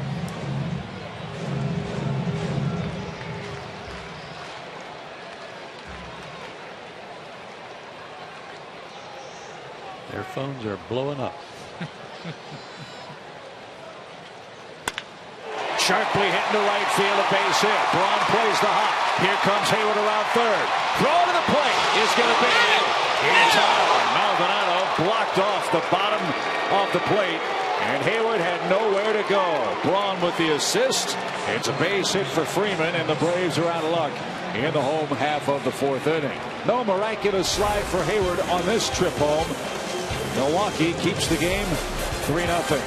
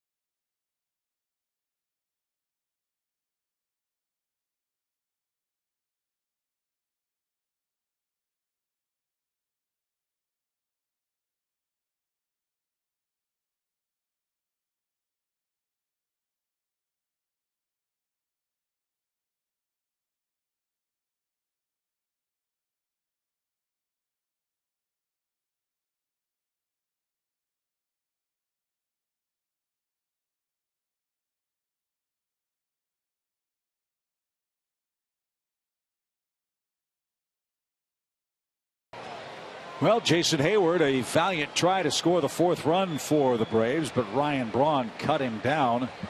And a bang-bang play at the plate. The tag by Maldonado ended the home 4th inning. We had a chance to look at that a couple of times during the commercial break. Almost looked like Hayward's hand got under the tag and maybe a fingertip touched the black of the plate. You thought so? I thought Maldonado did a great job of riding him off the plate. Maldonado's a big guy.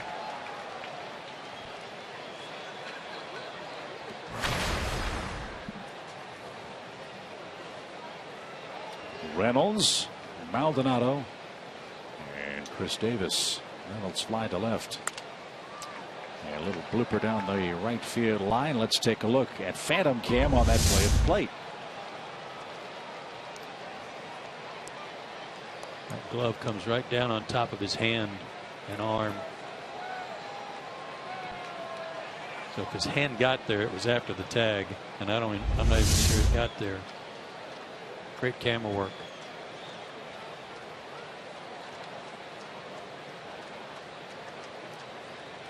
Mentioned the absence of Aramis Ramirez for Milwaukee. Mark Reynolds and Jeff Bianchi, the men replacing him at the hot corner, are combined 2 for their last 32. Well, 3 of the top 4 strikeout guys in the National League are in this game. B.J. Upton leads the National League with 56. Justin Upton is second with 52. Then Starling Marte of the Pirates, and then Mark Reynolds with 49.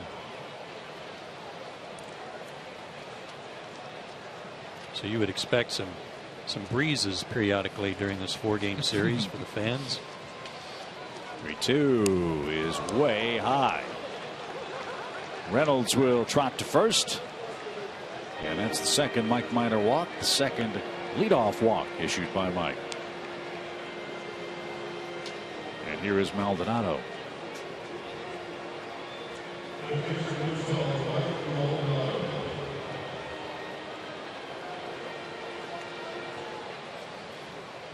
Maldonado took a called third strike in the second. Minor has been willing and able to pitch inside tonight. He's allowed just 1 Brewers hit.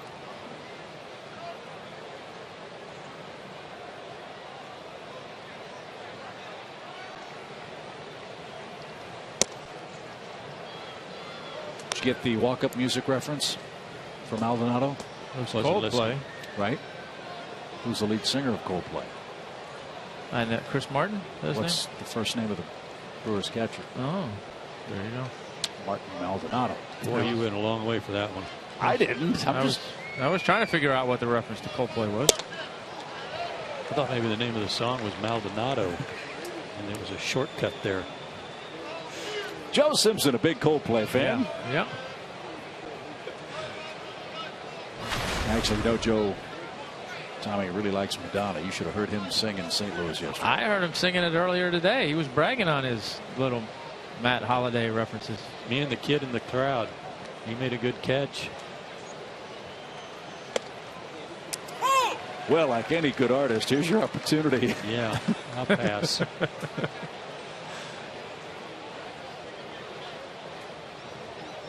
1 ball, 2 strikes for Martin Maldonado.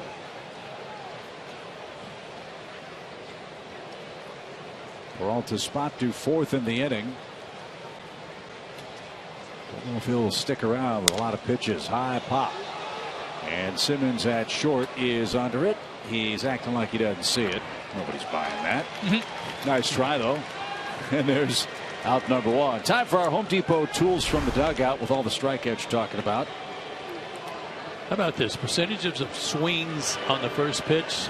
The Brewers swing more than anybody. The Braves are right behind them. Pitches taken. The Brewers are 29th. Braves are 28th in that category. And the percentage of their swings that miss, the Brewers have the 3rd most swings and misses, and the Braves the most at 27%. Those are not categories you want to lead the league in. Well, if you're going to swing at the first pitch, hopefully you're not swinging and missing. Right. Or you're getting the one you're looking for and you're doing something with it. Trouble is that, the flip side of that from an opposing pitching standpoint, what you do is every guy that steps in the batter's box, it's 0-2. You're making an 0-2 pitch right away because they're swinging. That's great thought.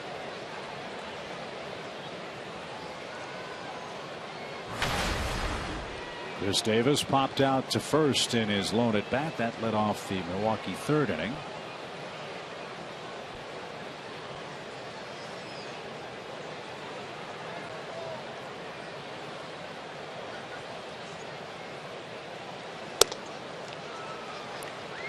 And now Mike seeing the strike zone jump around a little bit. He's behind 3-0 with the pitcher spot next.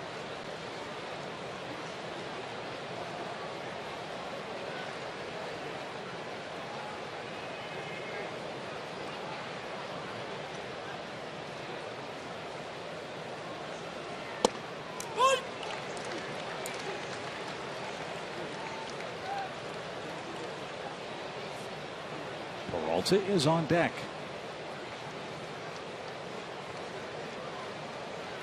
If Davis reaches, we'll see if he'll be allowed to hit. Nobody in the bullpen, so the answer will be yes. Trying a double play.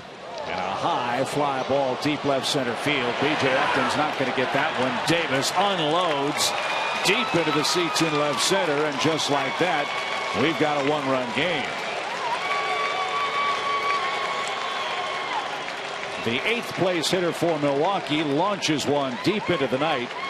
Reynolds, who walked to start the inning, also scores, and it's a one-run score.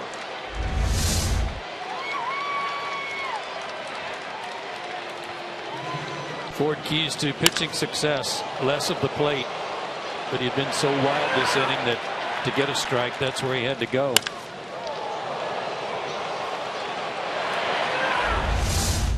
So now Peralta has new life, down only a run. And boy, those early opportunities the Braves had in the first, second, and third inning looking a little bigger now, as Minor has very little margin to play with. That's what I think too, from Mike pitching to the game gets you in trouble a little bit. The old adage there, well, you got a 3-run lead, make them hit it. Well, I'd rather walk them than give up a home run. Now Peralta drives one to center. BJ should catch this one, and he does. There's out number 2.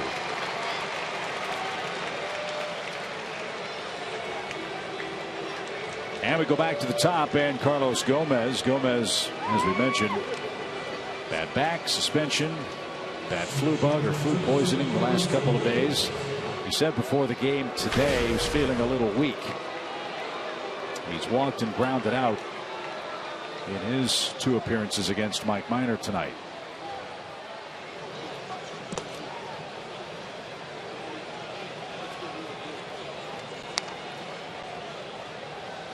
I know he has raised the ire of Braves fans with his antics here in Atlanta, up in Milwaukee, but this is a talented kid. He can do a lot of things. I played with him in New York when he first came up, and his talent was apparent quickly. He had trouble putting the ball in play and using his speed, and he certainly has figured that out. But you're right, Chip. He's got all the tools. 40 stolen bases, 20+ homers, hit .284 last year. Made the All-Star team.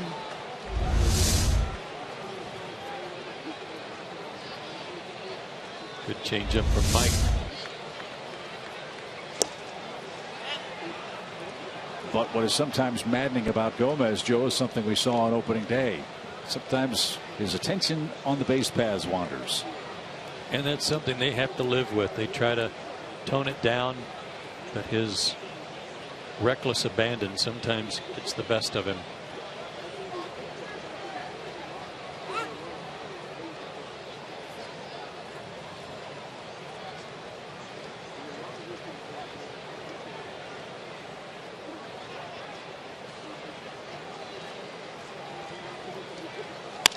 Sharply hit and through by Gomez. A 2-out single brings up Gene Segura. Second hit of the inning, 3rd hit of the game for the Brewers.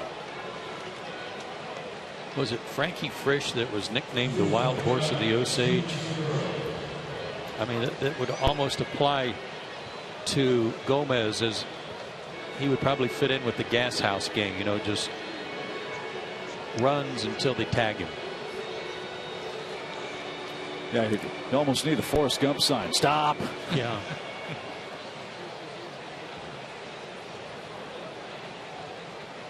Maybe it was Pepper Martin. Pepper already had a nickname. Yeah, it was Pepper Martin. That's a little for my time. Well, so was Babe Ruth, but well, you know about him. Everybody knows the name. Pepper Martin was an outfielder for the Cardinals in the 30s and 40s.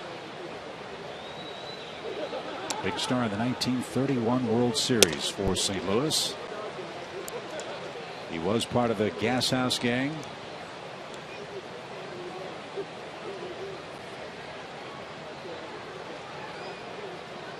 out of Temple, Oklahoma. 1 ball, 1 strike for Gene Segura.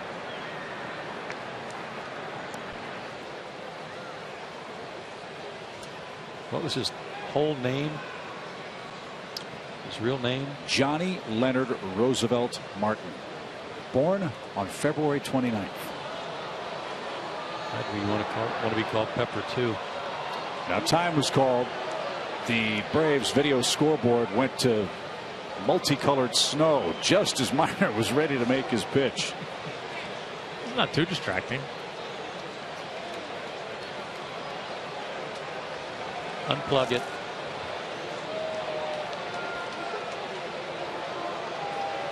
Isn't that what you do? When you got a little problem? Now that would be a little distracting as a hitter. Now I've heard the best method, Joe, is you just walk up to the darn thing and just smack it. Smack it. They unplugged it.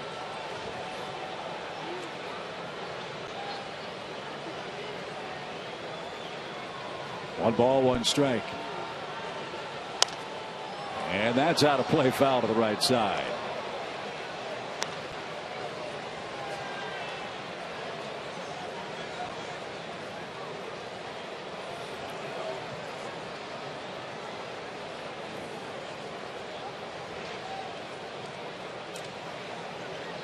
Two runs across for Milwaukee in the 5th, and they continue to threaten with Gene Segura.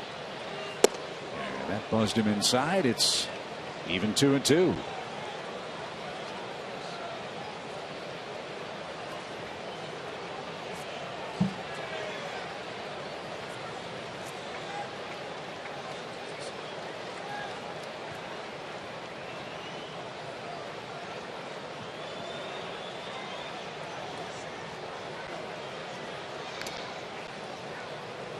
Long inning for Minor. He's thrown 27 pitches. It all started with a walk to Reynolds. Maldonado popped out. Davis homered. Peralta fly to center. Gomez singled.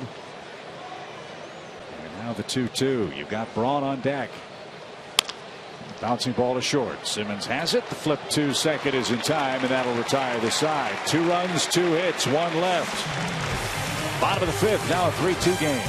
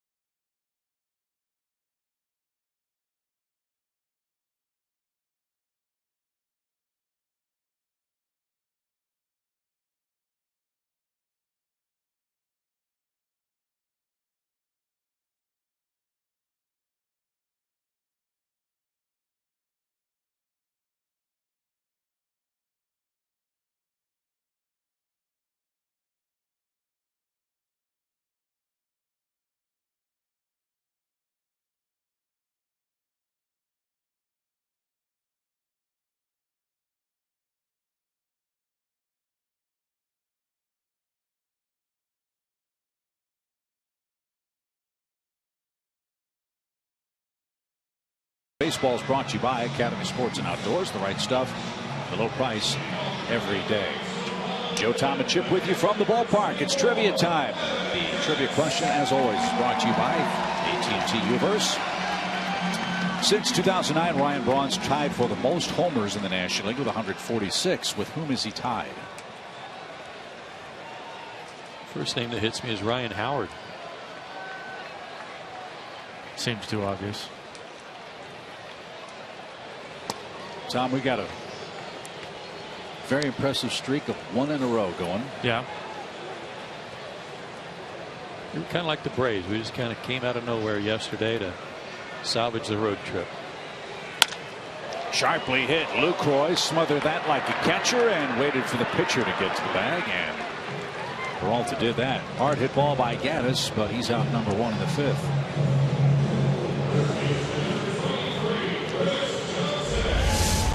Haven't had a tough road trip, but he's swung the bat well tonight. A walk, solid single, and that hard hit ball.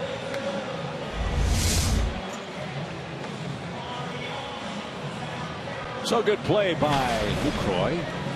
And Chris Johnson's the batter. He's been doubled up and he's popped out.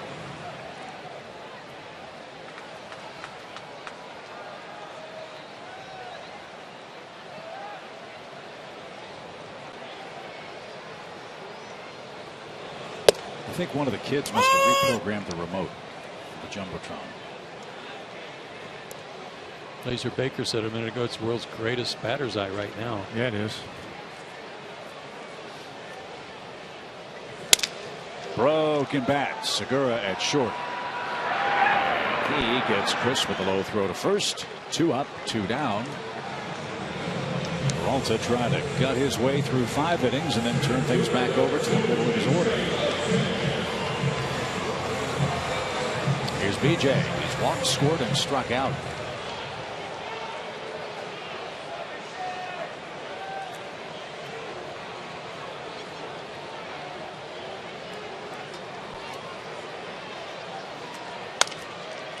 Line foul, out of place, strike 1.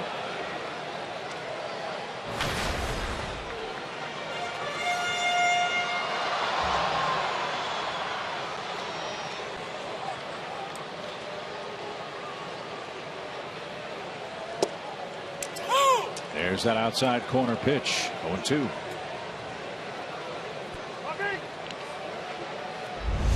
PNC pitching performance. And again, a little off the plate, but they're getting the call on BJ. Line over the glove of Weeks on an 0-2 count. That will start remedying the problem if he will start doing that. It was a changeup, wasn't a fastball, but it was in that same location. Took a little off his swing, I mean. And just hit that changeup the other way. Well done.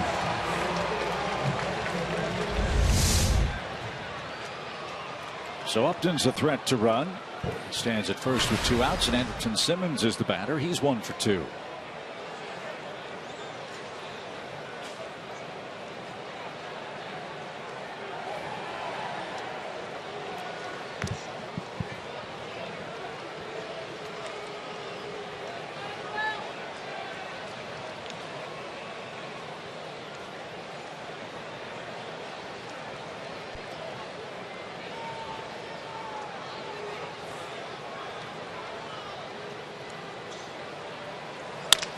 Another shot the other way. Well, this is going to make Greg Walker and Scott Fletcher feel like $1 million after this game.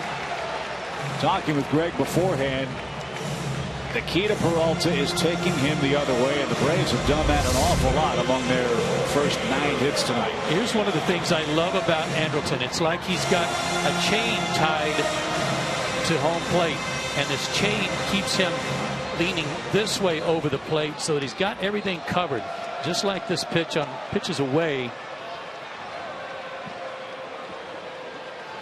He leans in. He rarely ever falls away from the plate because it's almost like his waist is tied to home plate. Sometimes you call it the guy dives, he's diving in, but he might do that with his upper body, but he doesn't block himself with his front foot by stepping in too. If you can picture a guy diving in and then you can jam him and tie him up, that's one thing. But Andrelton can turn on the ball because he doesn't allow his front foot to block him.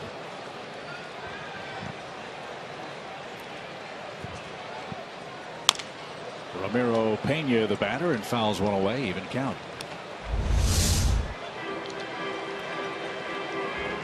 That ball was up a little bit. He let it travel a little bit, but he was still able to go the other way with it because of his approach.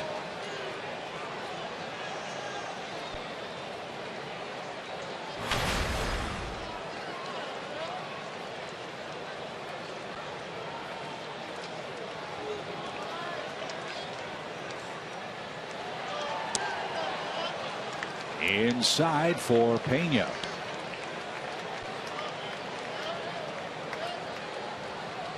Peralta's been wild all night. He's up to 99 pitches now. He's had base runners all over the place, but he's given up just 3 runs.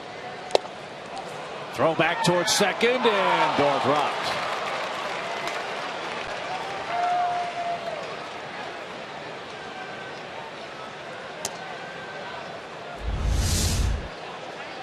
Almost caught BJ leaning a little bit too, out over his right foot.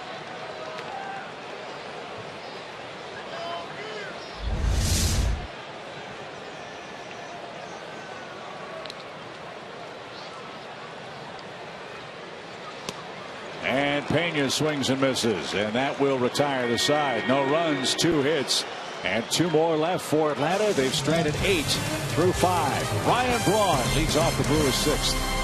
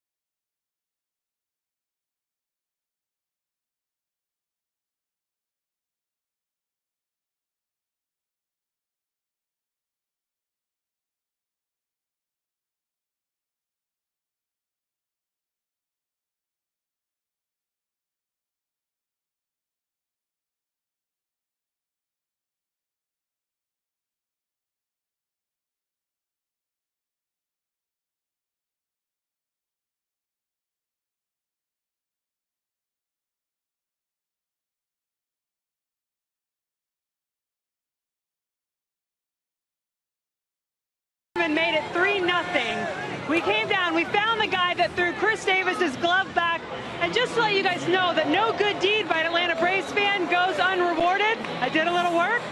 Johnny, here's your home run ball, buddy, all right? What can I say, guys? Work hard for our Atlanta fans. She is the hardest working reporter in show business. Way to go, Jen. Very nice. Nice work.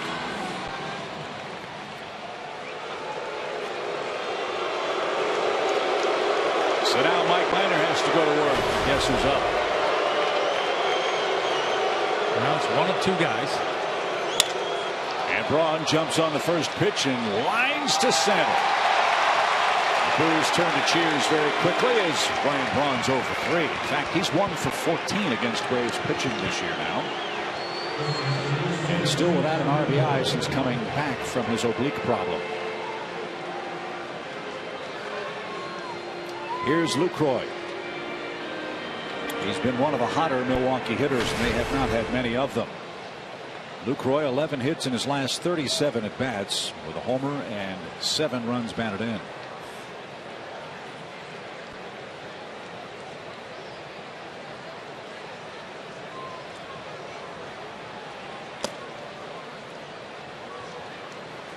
Brewers have Zach Duke, left-hander, loosening up.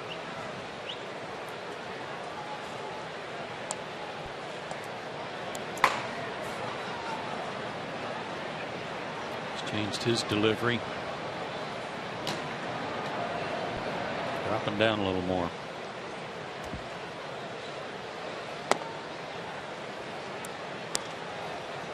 Lucroy will be 28 years old on June 13th. He lives in Lafayette, Louisiana. Milwaukee assigned him through the 2016 season with a club option for 2017.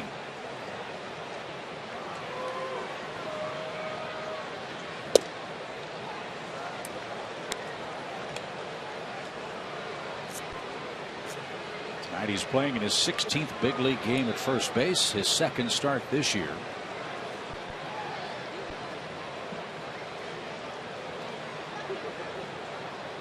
Brewers trying to patch this together without Aramis Ramirez. Took the automatic for a strike. Well, the 2 runs in the 5th give them 4 runs over the last 31 innings, and they've all come from home runs, two-run homers. Sharply hit and fair past Chris Johnson. Wow, a laser beam off the bat of Lucroy, and he's on his way to second base with his 13th double. Man, you talk about a lightning bolt. Tying run in scoring position for the Brewers. Just out of the reach of Chris Johnson. Nice turn on that pitch by Lucroy. 3-1 count. Able to jump on it.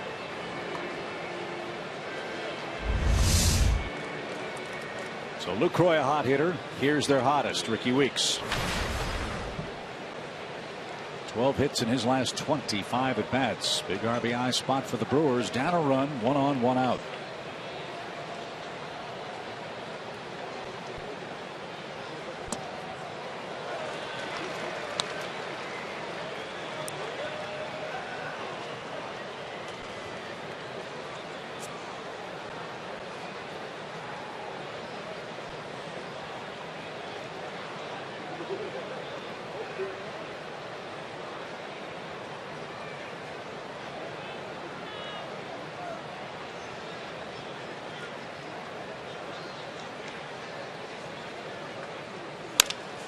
Popped him up. Breaking ball. Pena drifts out. Hayward meets him. It'll be Pena 2 down.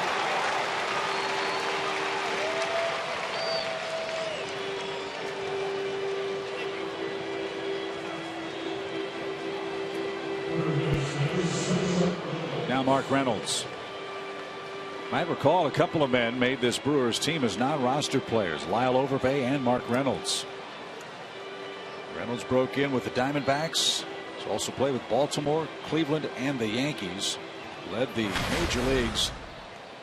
Beg your pardon. Led the National League in strikeouts 3 years. Led the American League once, including 3 times over 200. And he swings at the first pitch and pops it up. This one in foul ground. It might stay playable. Simmons and Johnson. Edwardson tried to climb the wall, but it's out of reach. Strike 1. Look at Manny Gonzalez hustling down there.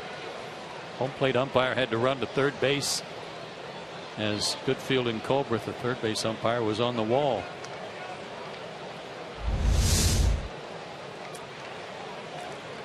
Manny also hustling over near the dugout in case there was some fan interference.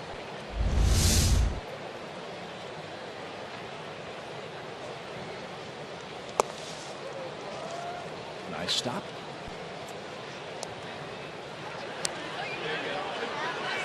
Got one. It was a good catch, but it's not the greatest catch since Otis Nixon. No. No, that one's already been proclaimed. 1 ball, 1 strike. And off the plate. Braves have some action in the bullpen. Anthony Varvaro loosening up. Well, it's 2 changeups he's thrown in this sequence. Both of them been up, so if he's going to go back there, hope he makes the adjustment and gets it down. Hung that one too and almost threw it by him. Yeah. Reynolds is the prototypical contact to damage ratio guy. Yeah, that is not where you want that changeup to end up. In those seasons where he led his league in strikeouts,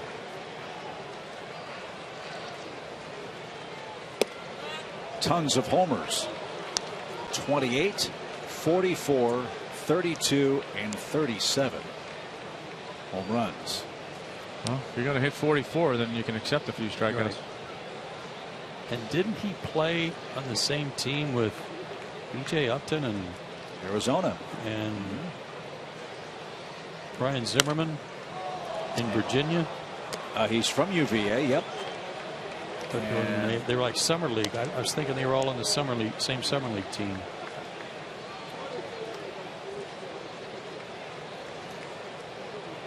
On that Arizona club, they had Justin Upton, they had Reynolds, they had Chris Young, who strikes out a lot. But Mark enters this season and enters this game with 210 major league homers.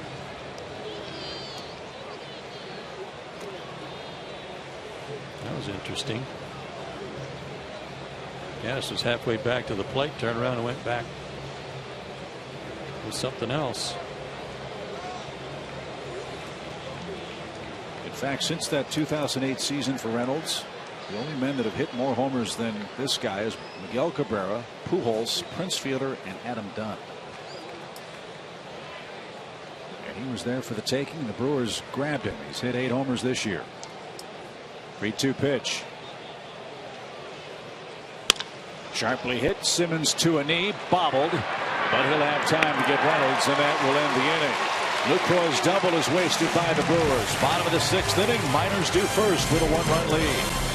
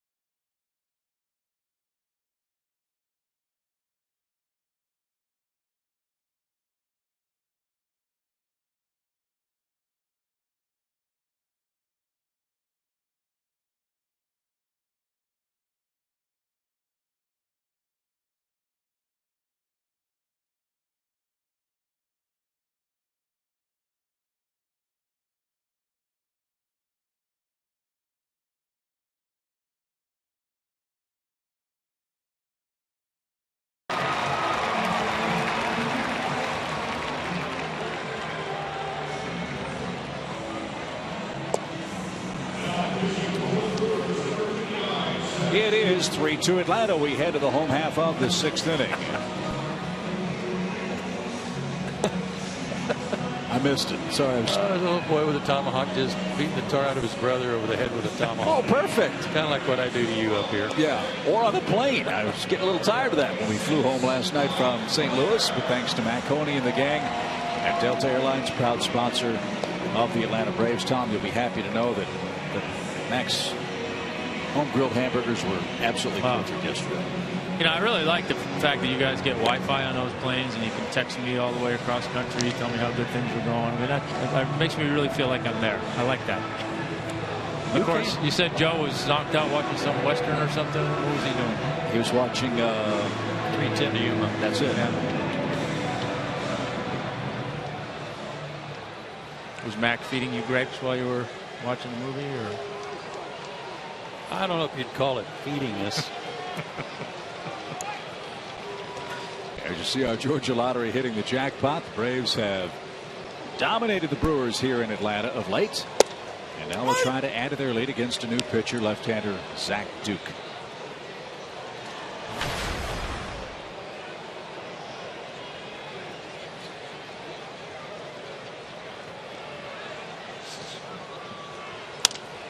Line pass, Lucroy, and that's down the right field line.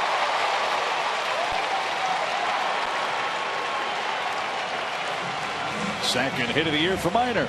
And a good start to the Atlanta 6th. I can tell you firsthand as a first baseman, when somebody hits one like this off the end of the bat and it looks like it's coming to you in slow motion and you're moving in fast motion but you just can't get to it, it's really frustrating. Perfectly placed by Mike.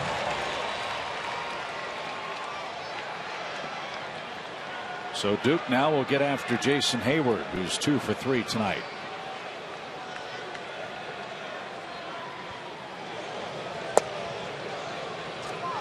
Zach Duke used to be a starter, has extended his career a little bit with some good work against lefties by dropping down and pitching more sidearm.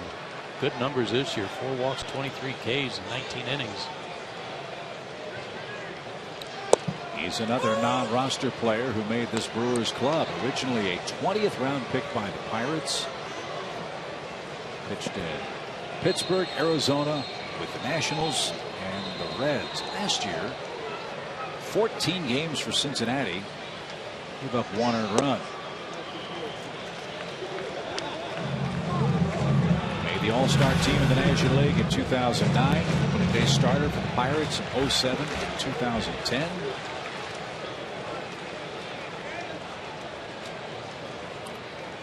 But elbow problems really cost him some time with Pittsburgh. Over foul.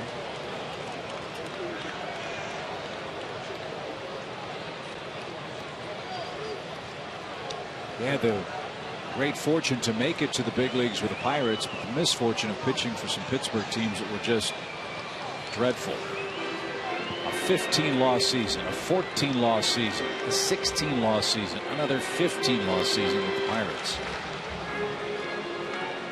26 games under 500 for his big league career. Maldonado doing Manny Gonzalez a favor here as the home plate umpire got that foul tip.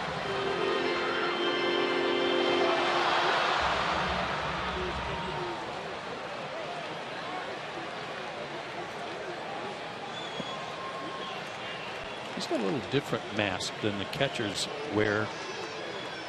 This looks a little more like RoboCop. Hayward tries to go the other way again. Fly ball, shallow left center. That's going to drop in front of Gomez. And Minor in safely at second on a Hayward hit. Jason's 3 for 4.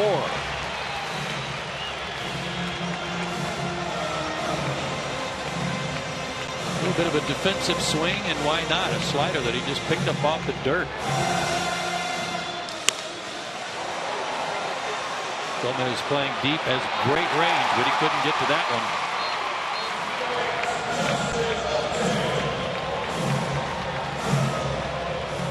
So this hasn't gone according to plan for the Brewers. Minor a hit, Hayward a hit. Now they've got to face Justin Upton with 2 on and nobody out. Milwaukee's pitched him very carefully tonight. They've walked him twice. That was by Willie Peralta, who walked 4 in his 5 innings. Fly ball right center field. Gomez on the run, still going. He's going to get there. And back to second goes Minor with the first out of the inning. What do we have happen here? Catcher's interference? Looks like it. I was wondering why Jason was walking to second when they were holding the ball on the infield. Did he think this went out? But think of where that ball might have gone if there had been catcher interference. So catcher's interference, that's an error. Second of the night for Maldonado, and now the Braves in big time business. They're loaded, nobody out for Freeman. Hit the web of the glove. And the home plate umpire signaled it immediately. You saw Maldonado try to pull that glove back before the call could be made. No such luck. Frustrating night for Martin Maldonado tonight. Bases loaded for Freeman. Nobody out.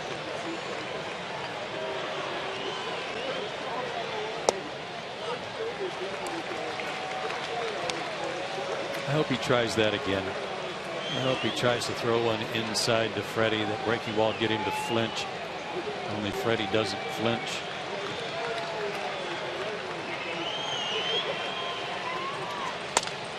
Here's an interesting stat, I think.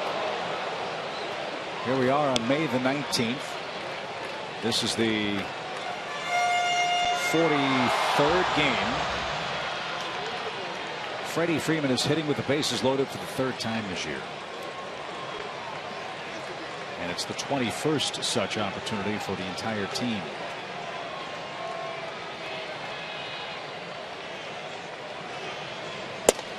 And Freeman didn't get it. Duke strikes him out for the first out of the inning. And now Gaddis hits. Was that a big out?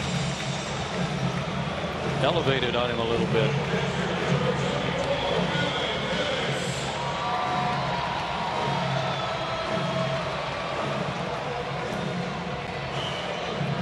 Now you've got all the right-handed bats coming up for Atlanta, and Ron Renneke figure won't let Duke face Gaddis, Johnson, or Upton here. So he is going to take the baseball away from Zach Duke. He'll leave with the bases loaded and 1 out. Atlanta's lead still 3-2.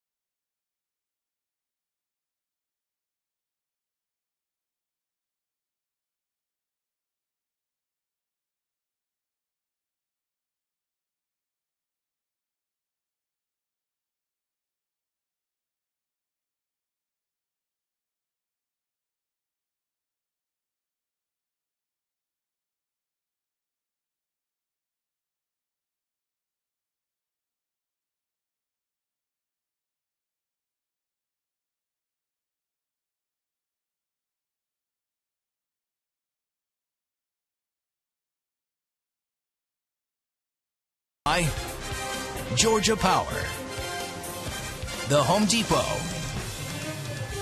and Zaxby's Indescribably Good.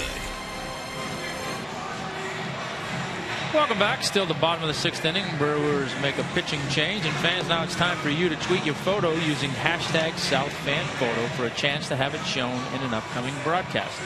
And that's brought to you by AT&T. And the Braves will say hello to a Tar Heel, right-hander Rob Wooten. He lives in Sanford, North Carolina. There's his slate of work for the 2014 season. Finally got to the big leagues last year. He's another veteran of Tommy John surgery. He missed all of 2010 with that operation. And he was a closer in their minor leagues. And he's got good stuff. His fastball's in the low 90s. He's got a slider and a split, and they may have brought him in here for that split finger pitch, hoping to get a ground ball. He made his major league debut last year in Colorado against the Rockies. His first big league strikeout, Todd Helton. An unforgettable moment for Rob Wooten. He's got a big mess to try to clean up here. Evan Gaddis with the bases loaded and 1 out. Braves up 3-2.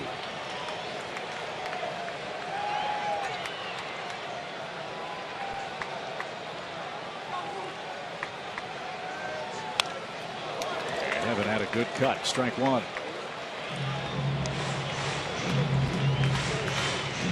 Like he got a mistake and just missed it.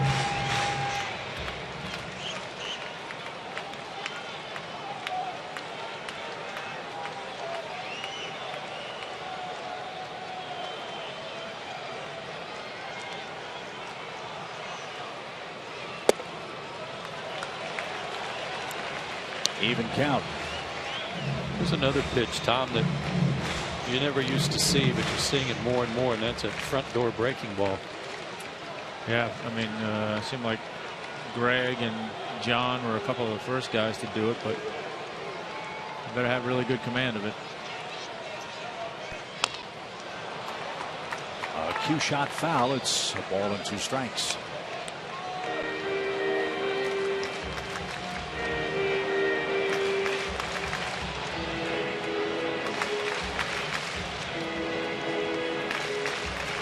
Braves have left 8 men on base to this point. They have 11 hits. First time since April 25th they've had double digits in hits in a game. That was a long time ago. And a high pop into right field. Braun says he's got it. Remember, Minor, the pitcher, is the man at third base. Here comes Braun's throw. He is on target, but it'll be late. Candace delivers a sacrifice fly.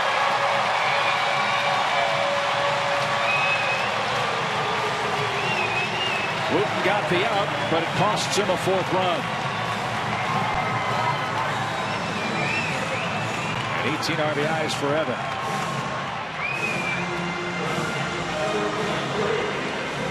That looked like a decent pitch from up here too that Evan was able to lift and get airborne.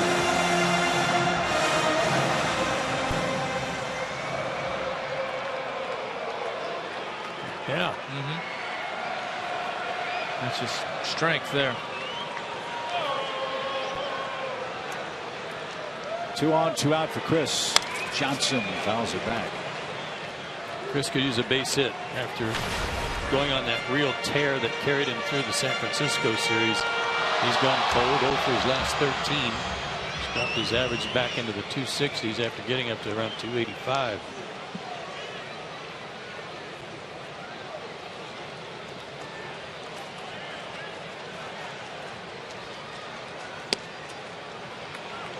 Guessing Mike Minor would like a nice long at bat for Chris Johnson here, Tommy. He had to run the bases the entire inning. Yeah, long at bat would be good. Maybe another pitching change would be great. But for sure, base hit here, extend the inning. Fast runners aboard. Hayward and Upton at second and first with 2 outs. And Johnson down to his last strike. 1 ball, 2 strikes, your count.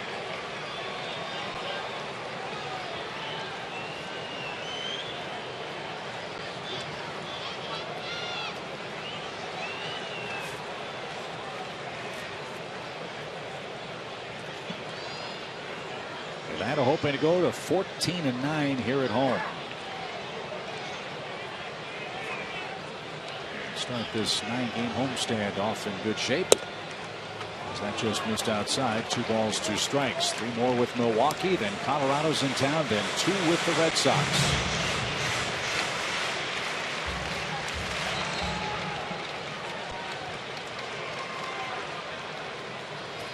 Three-hit game for Hayward. Upton's reached base 3 times.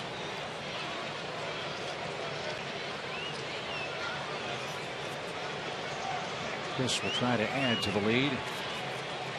But first, Maldonado and Wooten have to get together on the sides. While they chat, Reds 2, Washington 1. That game is in the 8th inning. That was Mike Leake and Steven Strasburg, 2 men drafted in the 2009 amateur draft, squaring off.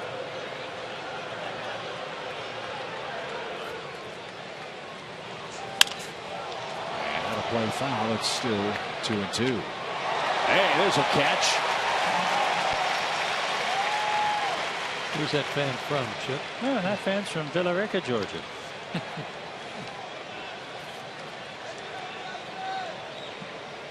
I can tell because they always hold the tomahawk in the left hand.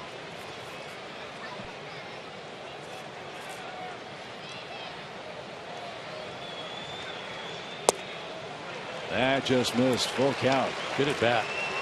He's laid off a couple of tough sliders. And a chance to do some damage with the runners moving.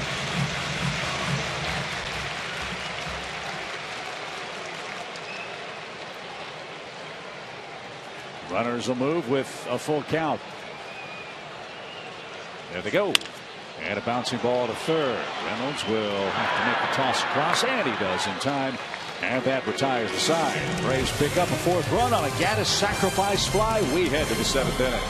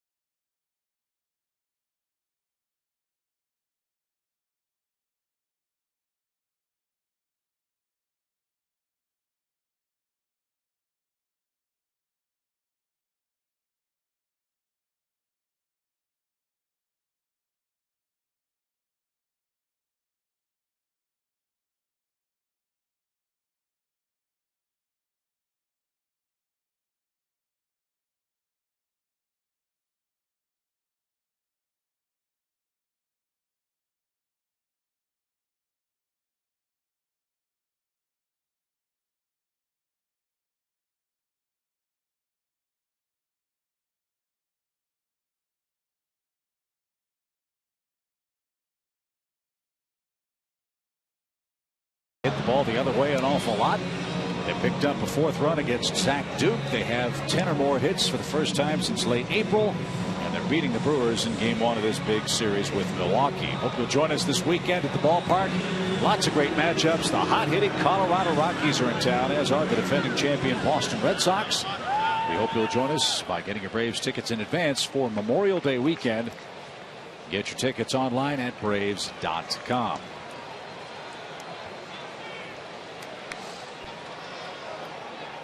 Lower third for Milwaukee in the seventh. Mike Minor back in action. And his 99th pitch is called a strike. It's being backed up by David Hale now.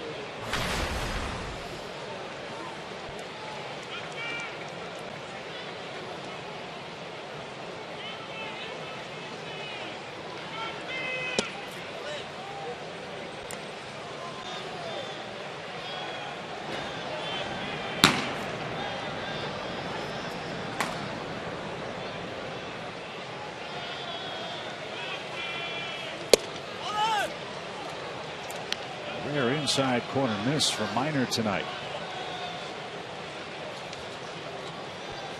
2 balls and a strike.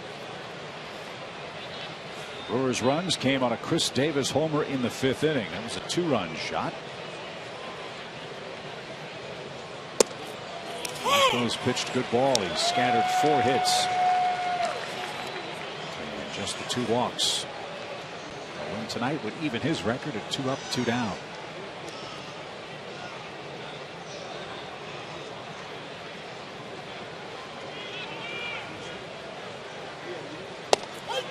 There's that inside corner, and Maldonado can't believe it. Maldonado rung up. Good start to the 7th. 1 down.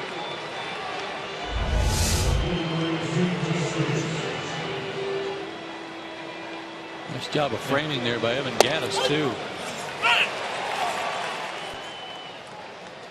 Good pitch.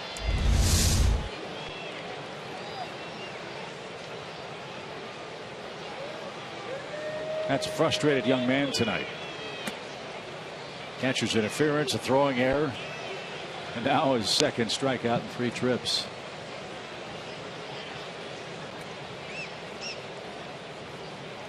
Minor's been shaving the corners, guys. Laser Baker tells me all the strikeouts are looking for Mike. As Chris Davis is ahead in the count, he's the man that hit the long home run. Doing a good job of when he does get ahead and get get an opportunity to put guys away, sneaking that pitch on the inside part of the plate and getting the guys to take it.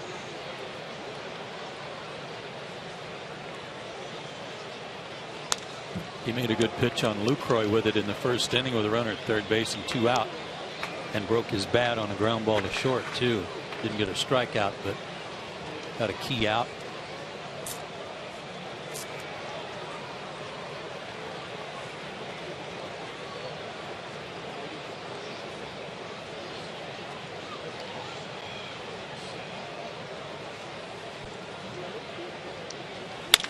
Liner into center by Chris Davis.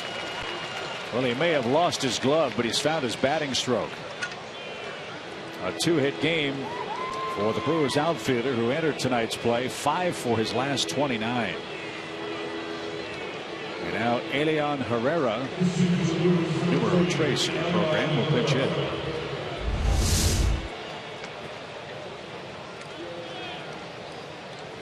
Went out and combed that pitch up and away. Yeah, that ball finishes down around the knees. Probably a ground ball, but up there, can drive that ball.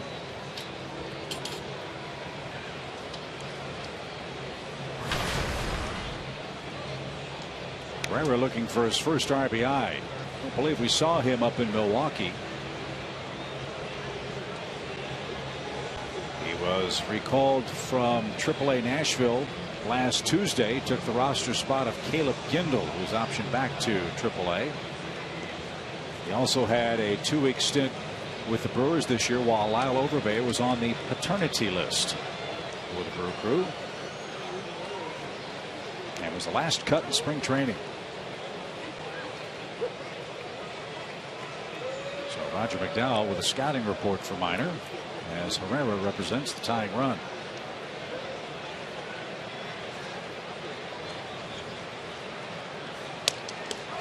That one got away from Gaddis. And Davis will move up 90 feet. That takes away a chance for a double play to end the inning. Wild pitch.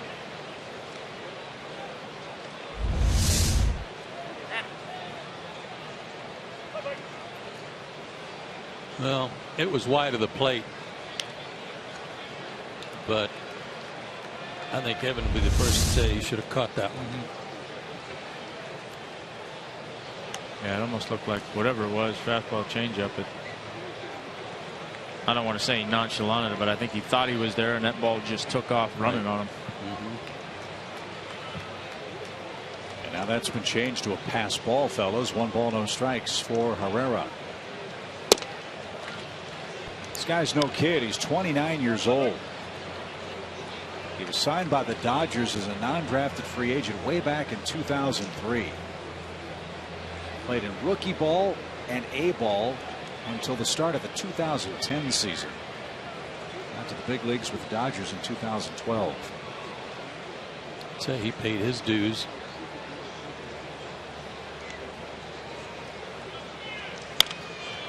That's out of play foul. 2 balls and a strike.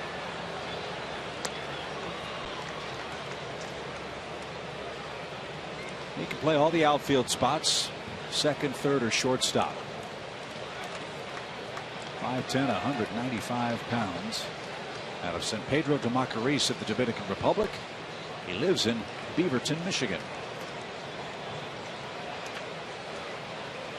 2-1. And that's caught by Gaddis. 2 balls, 2 strikes.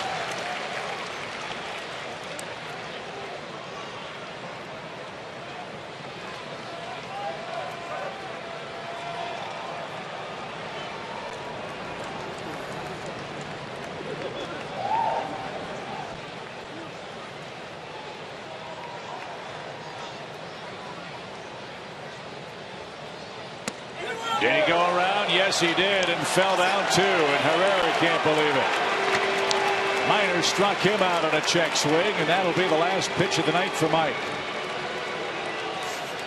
Remember that 2-seamer in, and he really went in. Oh, slider. Back foot slider. Yes, he did. 112 pitches for Mike Minor tonight. He will lead with a 4-2 lead and a chance to win his second game of the season. Nice ovation for Mike Minor. David Hale is coming on to face Carlos Gomez.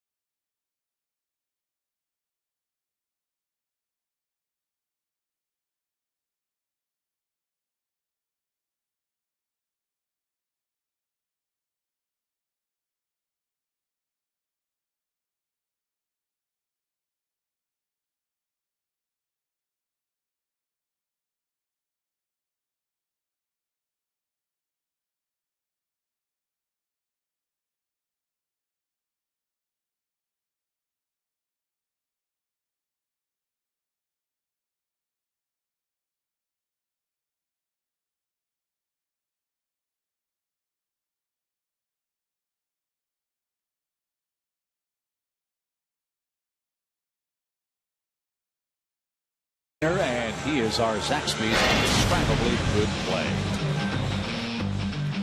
Well, he had his good location his last time out against San Francisco and had it again here today. Real good on the inside part of the plate with that fastball. Getting some strikeouts, looking with it, getting some key ground balls. And oh, by the way, the athlete in him comes out, beats the shift, hits one the other way. Finishes his night with a big strikeout right there. You keep dropping that athlete stuff on us. We're going to beat the shift out of you. His number 6 2/3, 5 hits, couple walks, 5 strikeouts. Nice job. Nice job indeed. So David Hale takes over. And boy, David's been awfully impressive in relief, hasn't he, guys? I mean, telling you, that's a thankless job to be the middle guy. Boy, he's taken to it like a duck to water. He's done a good job. Has not allowed a run in his 10 2/3 innings of work out of the bullpen. But a dangerous hitter up there in Gomez. Looks to be getting his legs underneath him. He singled last time up. And inside, ball 1. Segura waits on deck. There are 2 out. 4-2 game. We're in the Brewers' 7th.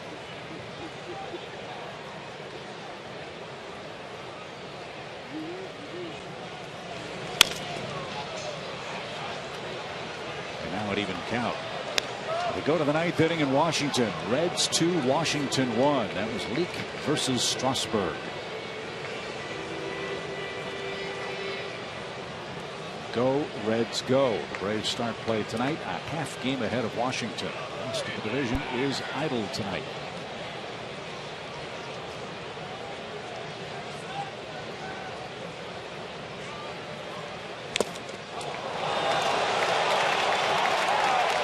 Any questions about his back, I think, have been answered tonight. Well, and I wondered about the pitch before. See, he's been over again. He walked around the plate for several seconds, kept trying to collect himself, and I thought maybe he had re-injured himself. But there's no changing his swing.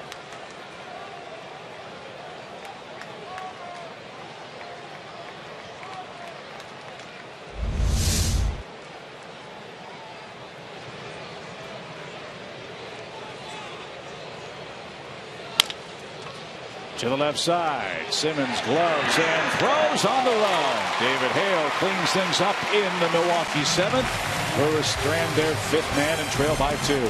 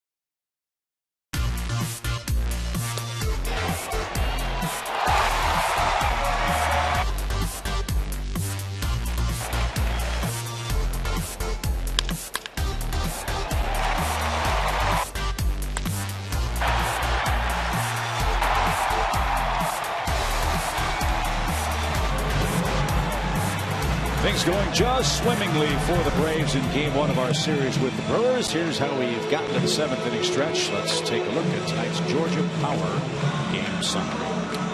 Well, the Braves offense helped Mike Minor relax a little bit early on because he got single runs in each of the first 3 innings, including Freddie Freeman's 9th home run of the year in the 3rd inning. Big night for Jason Hayward with 3 hits, but Mike Minor has held them at bay with the exception of 2-run homer to Chris Davis.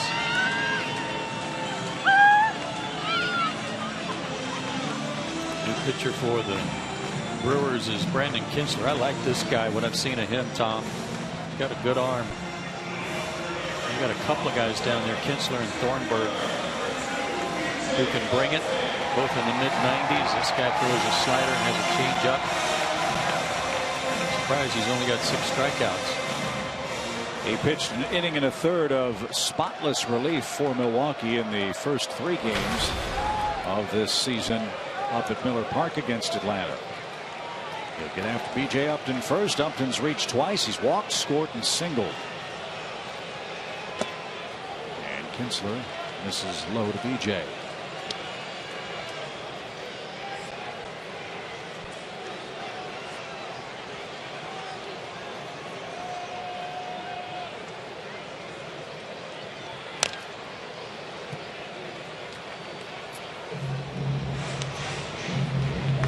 Of course, the man that's really opened eyes in this Milwaukee bullpen, like Back to the Future for him, K-Rod. Francisco Rodriguez, 17 out of 18 in saves this year. He's the Brewers closer. As Upton drives one into right, Braun is going to come in and make the catch, and there's out number 1. Yeah, I'm not sure anybody expected that this spring when he was stepping on that cactus and missing playing time in spring training. I say there are a lot of major league bullpens that might encourage that practice for their pitching staff. Well, he's been outstanding for them. And Kintzler still has yet to allow anything to the Braves in relief. He gets Upton to fly out. Now Simmons. Andrelton 2 for 3. Bouncing ball. Reynolds. Big hop. Perfect throw. 2 down.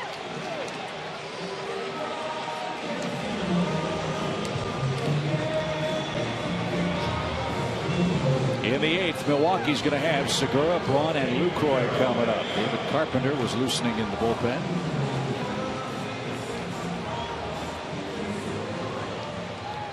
Let's see if it's Hale or Carpenter in the 8th. That may depend on what Pena does here. Ryan Domitz grabbed a bat. He's on deck, and we're back for the pitcher.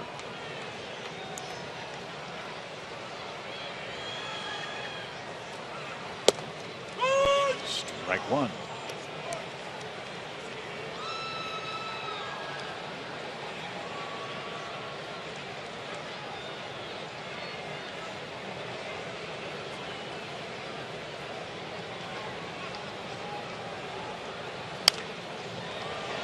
Now Pena behind 0-2.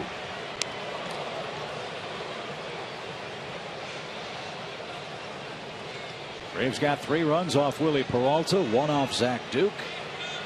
Rob Wooten gave up nothing in his 2/3.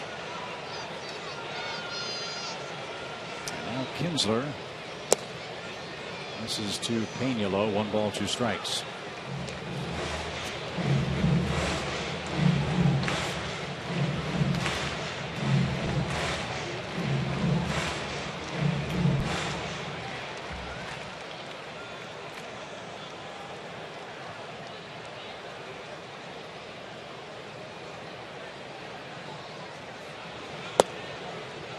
Just missed. Maldonado held it there for a moment. Was it a strike? PNC pitching performance on our Fox tracks says that, yeah, I did catch the bottom part of the zone.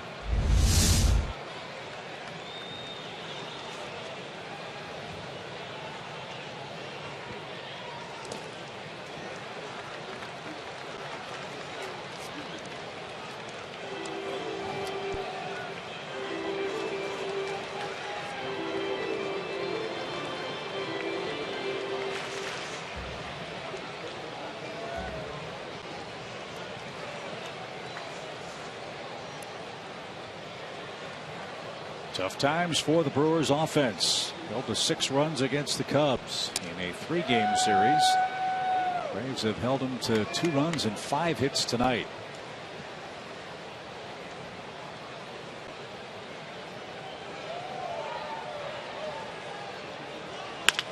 Bouncing ball right side. Ball stayed down for Lucroy, but he'll win the race to the bag at first. And that will retire the side. Segura, Braun, and Lucroy coming up for Milwaukee. It's late in Atlanta.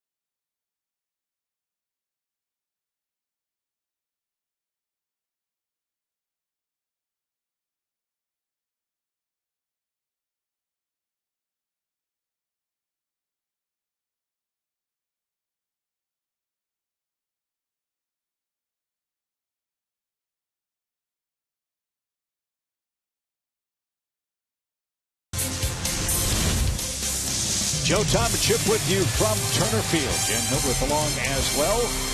It's a 4-2 game as we head to the 8th inning. David Hale got an out in the Brewers 7th. Braves will go deeper into their bullpen tonight. Get great seats for a low price with Coca-Cola. $15 Tuesdays. Club seats are only $15 for every Tuesday home game. Visit Braves.com/specials to get this great deal today. And we will see you here, we hope, tomorrow night for a terrific pitching matchup. Julio Teheran and Giovanni Gallardo in Game 2 of the series. There's David Carpenter. He will work the 8th inning. After an inning and a third yesterday in St. Louis, he gave up a hit a batter, but he got a double play turn behind him that helped ease that inning.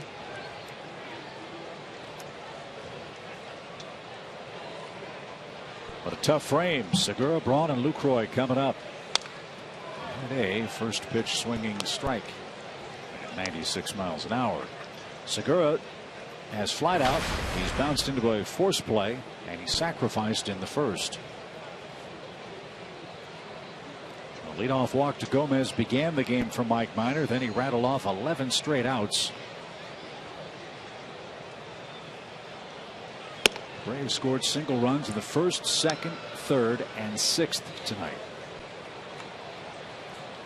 3-hit game for Jason Hayward, 2-hit game for Freddie Freeman, including a homer. B.J. Upton and Mike Minor scored the other Atlanta runs. Talking to Freddie Freeman after the game last night just to see how his shoulder was feeling after he got plunked. And of course everybody was excited about the win, but one of the things Freddie talked about was how the Braves kept scoring yesterday. The first inning, the 4th, the 6th, and the 9th.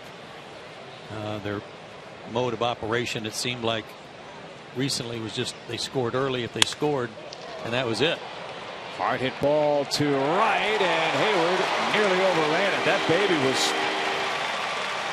was hooking, or slicing, I guess would be a better way of describing it, and Jason made a tough catch, 1 out. He's playing a great right field. Even when his average was below 200, there was absolutely nothing wrong with his defense. He saved the Braves a lot of runs already this year.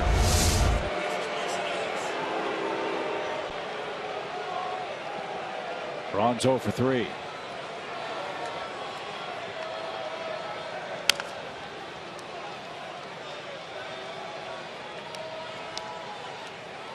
Did you ever have an oblique problem? No, I'm not even sure I have one, but there's I think it's inherent. It was always rib cage muscle in my era. Intercostal strain. I don't remember anybody having oblique injuries. Well, you had to probably do a couple of sit-ups or something to develop those muscles in the first place. I'm just saying. Is that what it is? Maybe. I don't know. It's like I keep telling you guys, you can't pull fat, so I don't know. You have a little extra meat on your bones. Guys are just in too good a shape now. I like the way you think. Anyway, but here's Braun. No homers, no RBIs since he's come off the DL.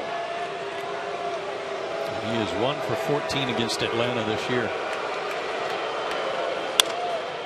Driven to right again. Hayward back onto the warning track at the wall, and Braun's on the board. Are you happy now?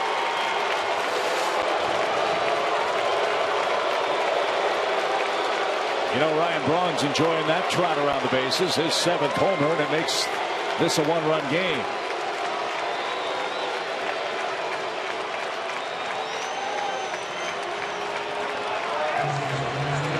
How many homers in RBI since his oblique injury?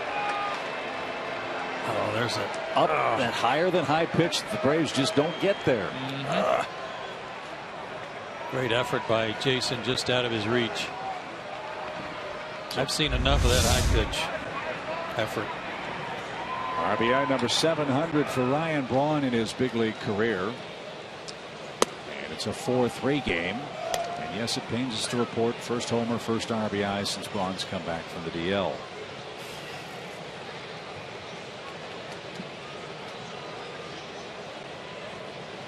So still some work to be done here. 4-3 score. And a shot to right by Lucroy. That's going to drop in front of Hayward. 3 straight balls hit to right by the Brewers, who are taking a page out of the Braves offensive playbook against Willie Peralta. They're going the other way against David. And Lucroy 3 hits tonight.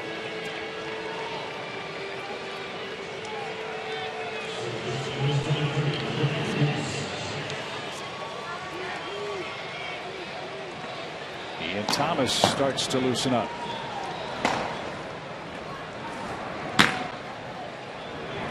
Smith and Wong warming up for the Brewers.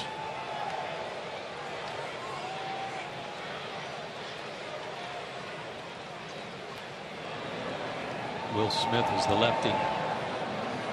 Oh, beg your pardon. So is Wong.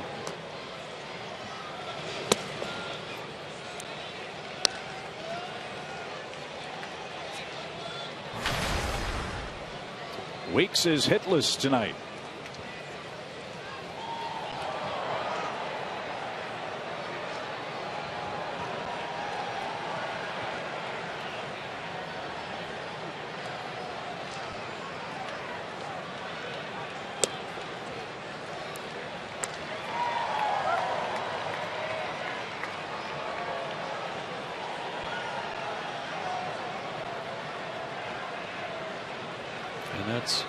There's a lot of that built into their early record. Not lately.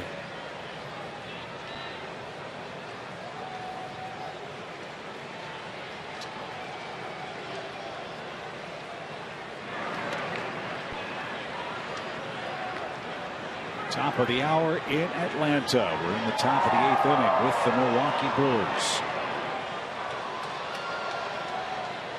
Milwaukee's hit a couple of homers tonight. Braves have hit 1. That's the margin of the Atlanta lead. 4-3. Tying run aboard. Lucroy at first for Ricky Weeks, who's got a 2-0 count.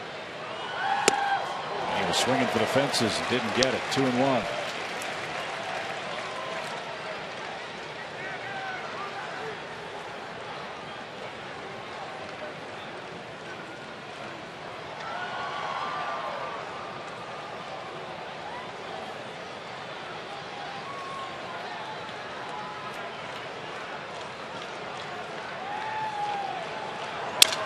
Broken bat bouncer to short. Simmons to Pena for 1. A turn in time. A double play.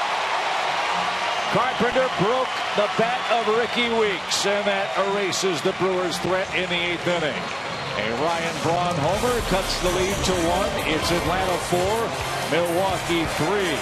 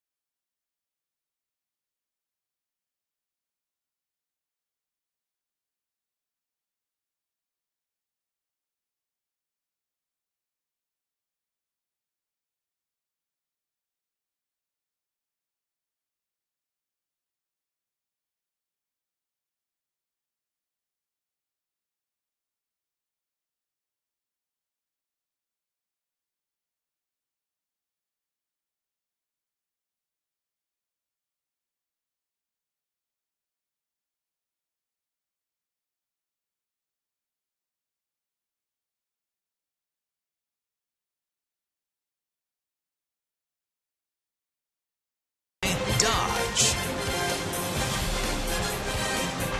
1-run game. Braves 4, Brewers 3. Atlanta up for the bottom of the 8th inning. Hope you'll join us this weekend at Turner Field for great matchups against the Rockies and the Boston Red Sox. Get your Braves tickets in advance for Memorial Day weekend. Always have big crowds in Atlanta for the Memorial Day holiday. Get your tickets online at Braves.com. Milwaukee into its bullpen again. 4th relief pitcher is Wei-Chung Wong. This guy's an interesting story. He was a Rule 5 draft out of the Pittsburgh organization.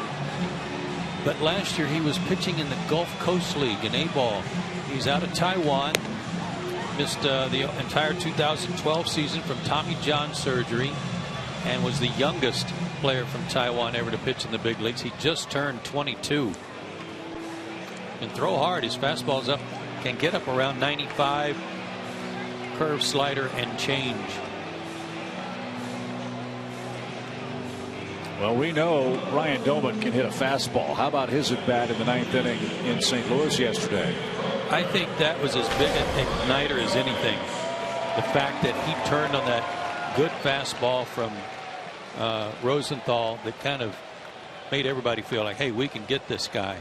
Because it was a rocket. That was left-handed. He'll bat right-handed here against Wong. And the pitch is high at 92 miles an hour.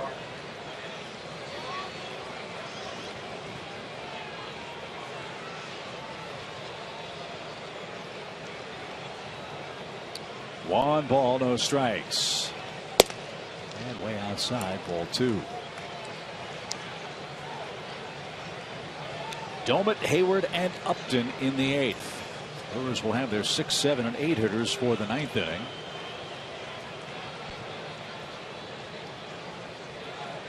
In a 4-3 game.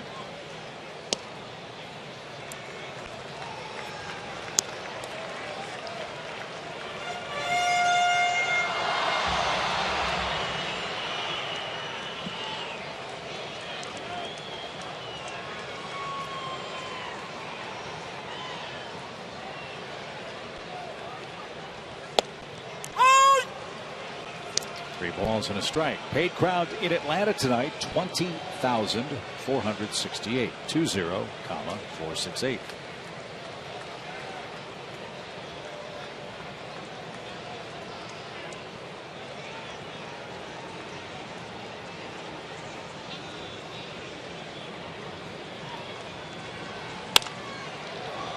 Straight foul, full count for Ryan Doman.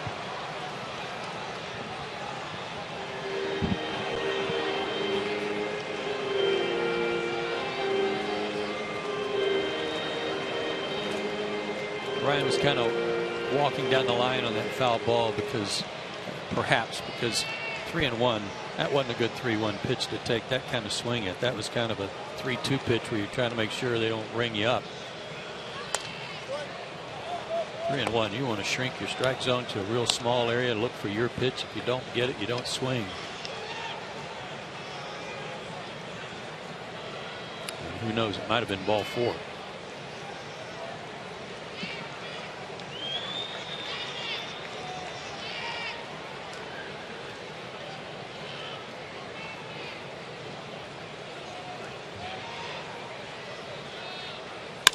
Fly ball belted deep left. Ryan Doman with a pinch hit homer.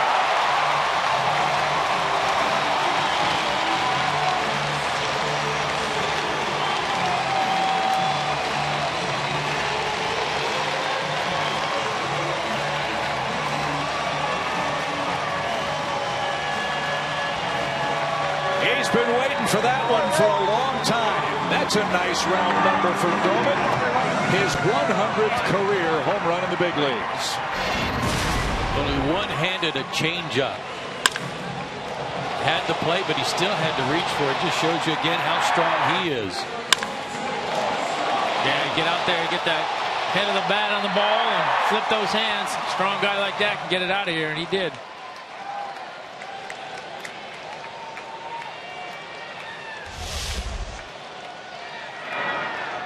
Big run. So a 5-3 Atlanta lead now. As Jason Hayward is the hitter. A 3-hit game for Jason tonight.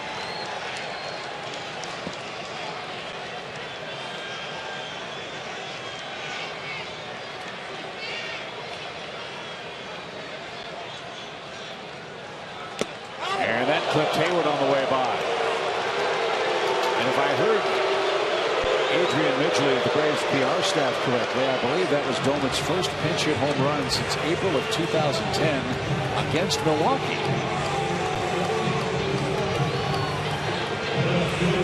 So you know Hayward's sensitive about up and in. He got clipped on that pitch, and he's at first on the hit batsman, and still nobody out. That home run by Doman, first here's the pitch. Just grazed the bottom of his arm.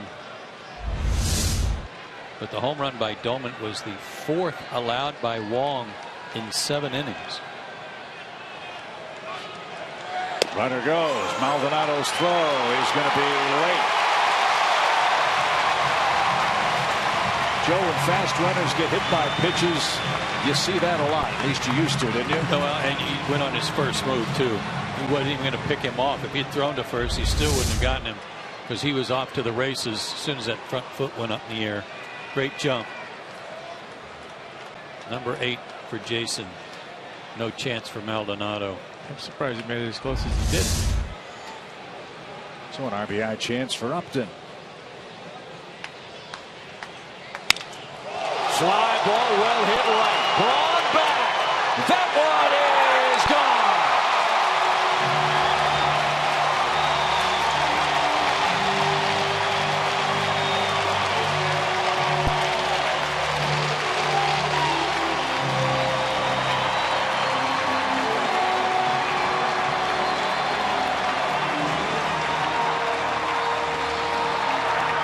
Maldonado to the mound to give the Braves Stadium Ops crew a chance to reload the fireworks. 2 homers in the 8th inning, one by Doman, one by Justin Upton, and the Braves have broken the game open. That's 5 homers in 7 innings. And another opposite field shot. One by Freddie, one by Justin.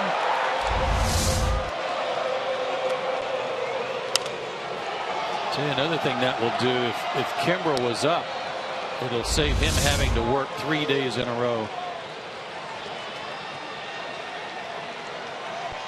He was up, I'm told, and now Anthony Barbaro is up.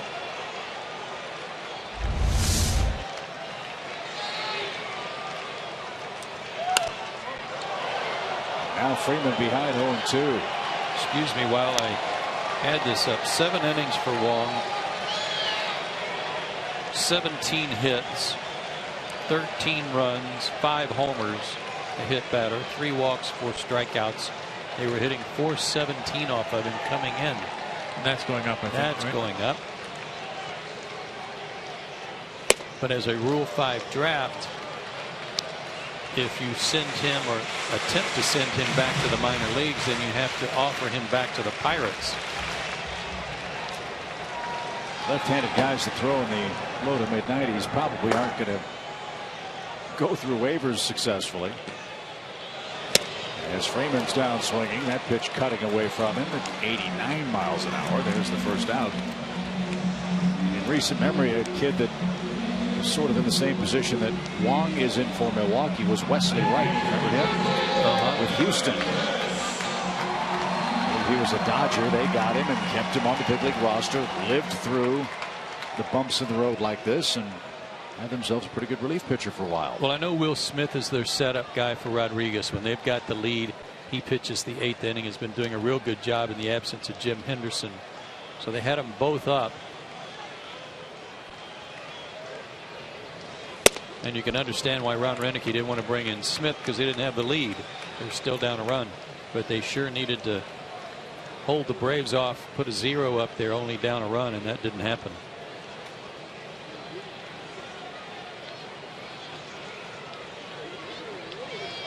Braves scored first. They scored early. They've kept adding on.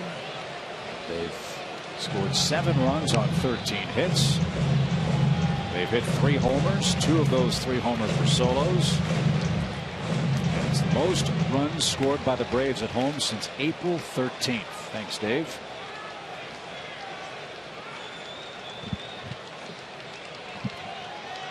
Two balls, no strikes for Gaddis. Infield shift on for Evan.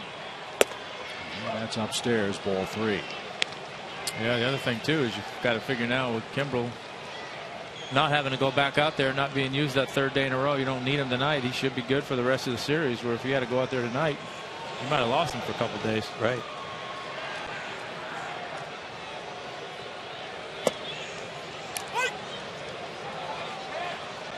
Three and 1. Washington tied the game in the 9th against the Reds.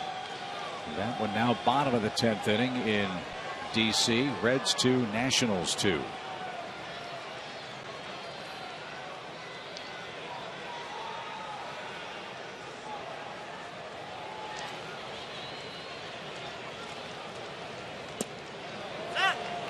He did not go. Ball 4.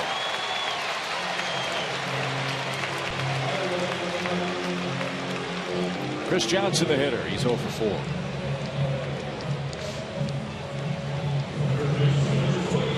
Terran and Gallardo here tomorrow night in Game 2 of the series.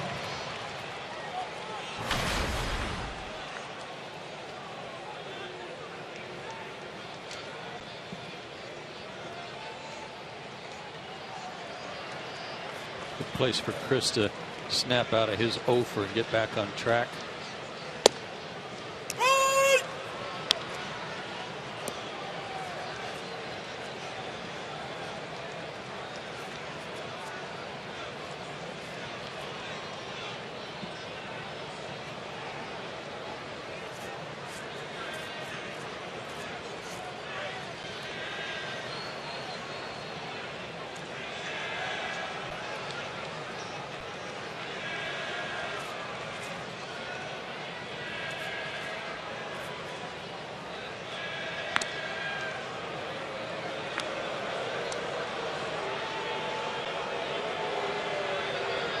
I wouldn't want to throw it either.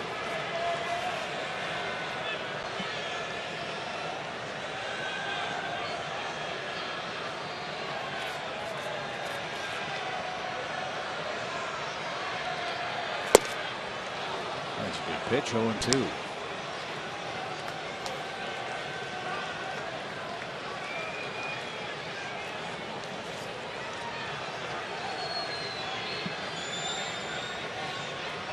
Everybody in the lineup, position players, have at least 1 hit except for Chris.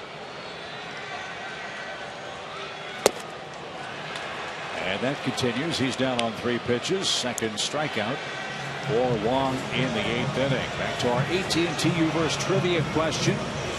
It featured Ryan Braun. Brewers right fielder is tied for the most home runs in the National League with 146 since 2009. Who does he share that top spot with? I'm going to stick with Ryan Howard. Man, I'm trying to think of guys that are old enough. David Wright, Holiday. I don't know if Tulowitzki's got that many. He might have that many this year. Yeah, that's the only thing that's throwing me off. I don't know. I'm going with Holiday. How about Adrian Gonzalez is on that list, maybe? Nobody with the Cubs, Pirates. See, that's what I'm thinking. You go team by team. Yeah. Like, I don't know. Jay Bruce. That ball was cut on and missed, and I think it ricocheted off the catcher's glove and ended up right in the crook of the arm of B.J. Upton. It sat on his shoulder for a second. Yeah, that was crazy. Second one this inning that's hit the ejecto spot.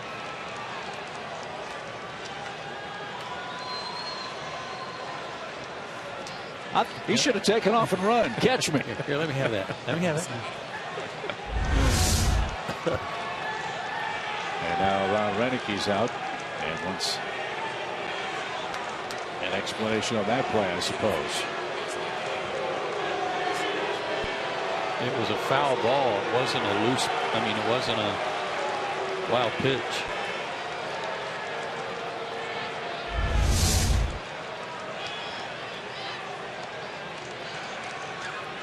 Doink. I don't know if Ron knew that it was foul tipped or not. The umpire certainly did. 1 ball, 1 strike. I'm going to guess Jay Bruce on the trivia. We didn't answer it, so I've got Bruce. Joe's got Howard. Who you say? Holiday? Matt Holiday. Let's see. Hey, let's Jay go. Bruce. Nice. 2 in a row.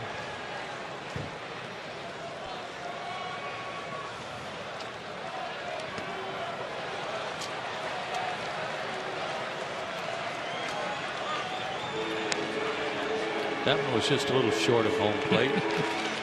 Yeah, that wasn't even the proverbial 58-footer. That was in the 40s. And the saddest thing of all, Bob Uecker's not here to call that one. He's got this series off, I think. Didn't see him before the game. 3 balls and a strike. And that's outside. Back-to-back walks, 2 homers. I should say two walks in the inning after the Johnson strikeout. 2 walks, 2 homers for Wong in the 8th inning, and it's his game. He's learning on the fly tonight. Laser Baker tells us that the walk by Gaddis was his second of the day, second of the game. It's the first time in his major league career he's walked twice in 1 game.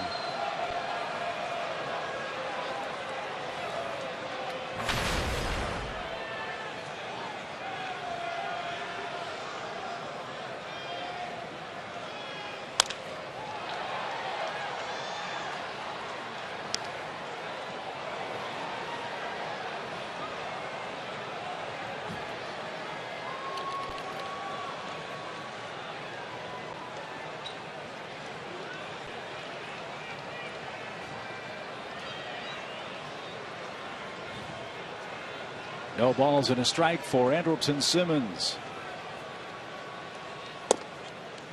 At the knees.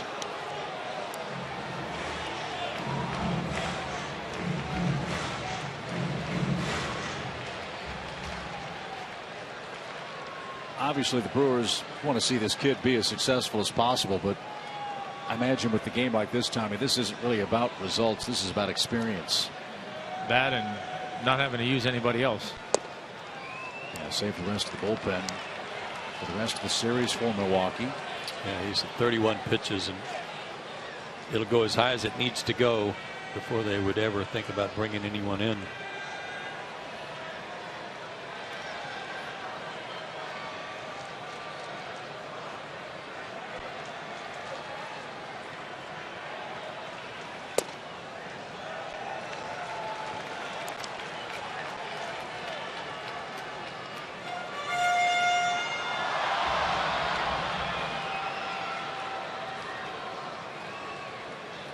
2 balls, 2 strikes. 7-3 Braves, 3 across in the 8th inning. Couple of homers. Domit's 100th in the big leagues. And Justin Upton, a 2-run opposite field shot to right. And a base hit to left field. Here comes Gaddis around third. He'll get the green light. It's an 8-3 game. 14 Atlanta hits.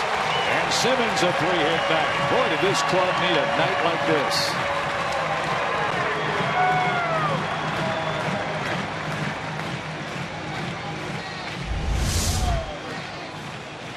11th RBI for Anderson.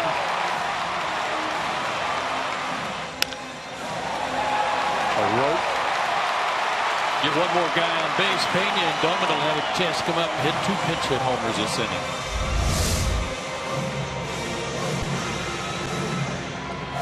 Rick Kranitz is the pitching coach. As promised earlier in the game, we have the AT fan photo of the game. Tweet your photo to hashtag South Fan Photo for a chance to be shown in an upcoming game broadcast. Brought to you by AT&T. Wow, they barely fit in there with Homer. That's a big head. It's like taking a picture with Murph.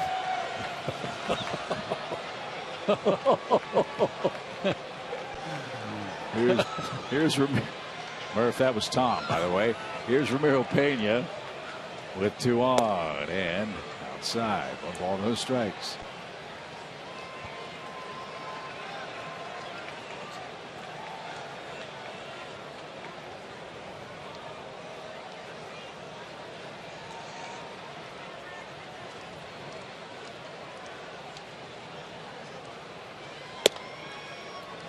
By the way, from what we understand, Flip Feinberg tells us that Dale's son Jake was drafted in the NFL draft. Oh, no fooling. Yeah, the Raiders took him.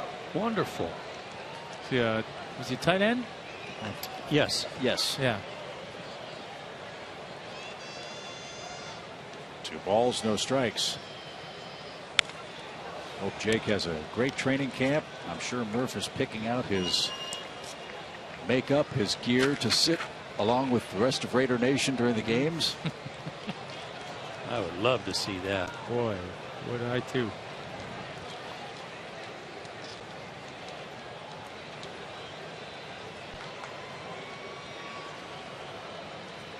Two balls and a strike. And now 2-2. 8 runs, 14 hits for the Braves. The 14 hits, a season high for Atlanta. Well, his numbers coming in weren't very good, Wong's. But you really, I mean, at this point, you really feel for the guy. He's 22. He's pitching in the Gulf Coast League, which is low A, really rookie A last year.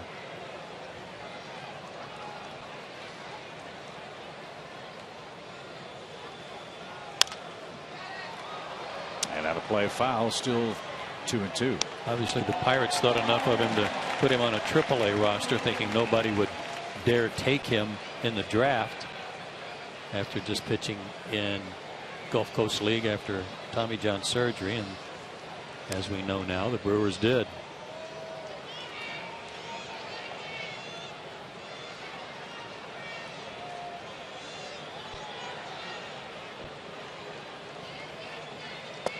And outside, 3-2.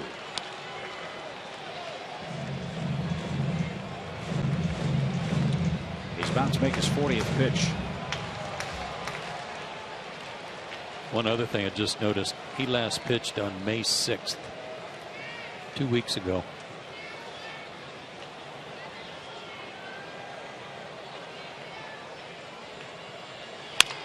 Back up the middle, a base hit. That'll score B.J. Upton.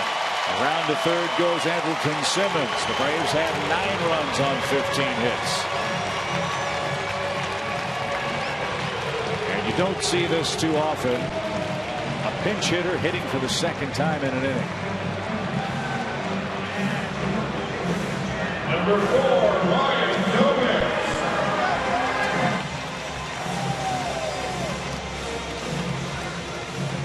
And that's going to be the end of the line for Wong.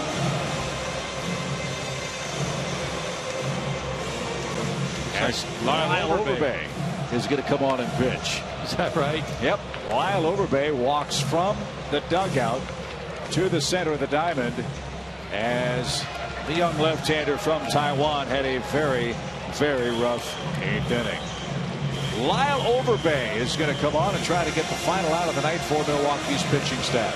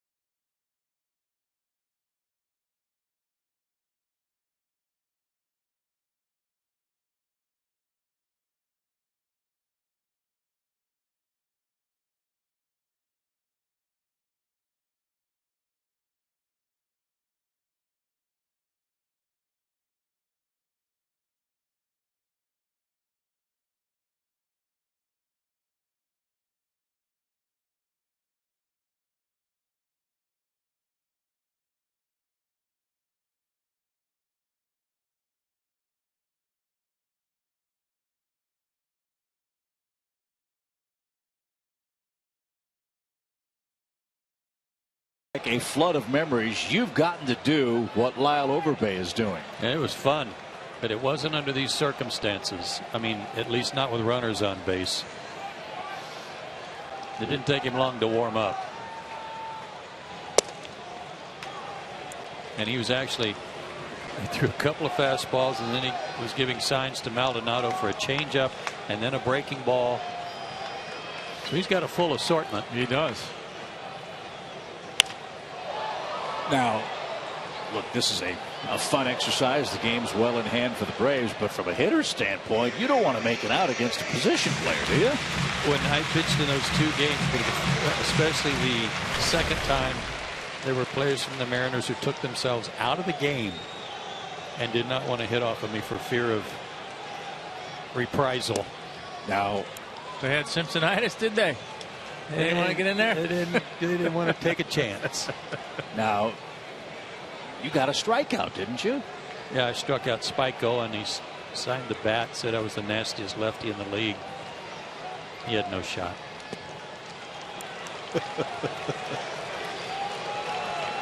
3 balls and a strike to Ryan Domit. It's all fun and games until you start walking people. Yeah, this is not a fun time for the manager either. He's worried about somebody getting hurt. The last thing he wants. Be ready, because that plate's going to be awfully wide, Ryan. He's going to get the benefit of the doubt on every one that's close. It's a full count with 2 outs. And the pitch. Popped him up. Segura at short is there, and Lyle Overbay, a major league ERA of 0.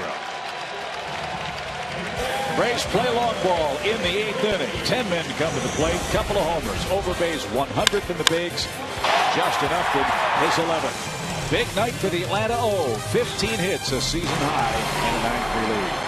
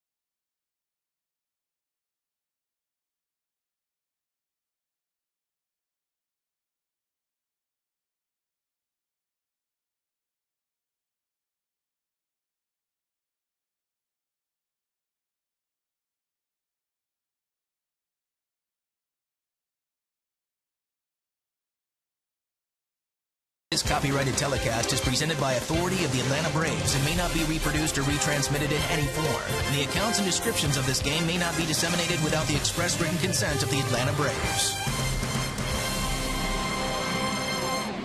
Big night for Atlanta, leading 9-3 after 8. 3 more outs to get for the Braves to earn their second victory in as many games. Get great seats for a low price with Coca-Cola $15 Tuesdays. Club seats are only $15 every Tuesday home game. Get them at Braves.com. And you'll want to come out tomorrow night. We've got a terrific pitching matchup for Game 2 of the series. Maybe the featured matchup of this 4-gamer with Milwaukee. And our Chevron pitching rotation features a couple of aces. Julio Teheran and Yovani Gallardo.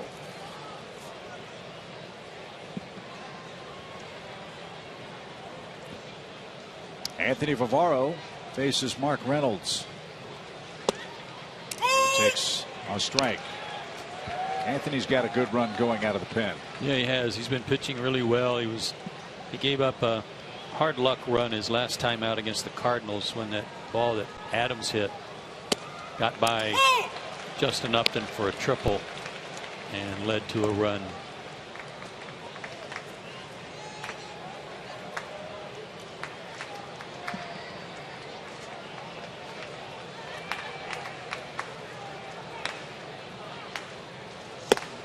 Swing and a miss. Reynolds is down on 3 pitches. Good start to the ninth for Anthony, as promised, folks. Come on out. $15 for a great seat and a great pitching matchup, brought to you again by Chevron. Gallardo beat Teheran in opening day in Milwaukee 2-0. And Julio Teheran would like to get back on track after a rough outing in San Francisco, his worst of the year.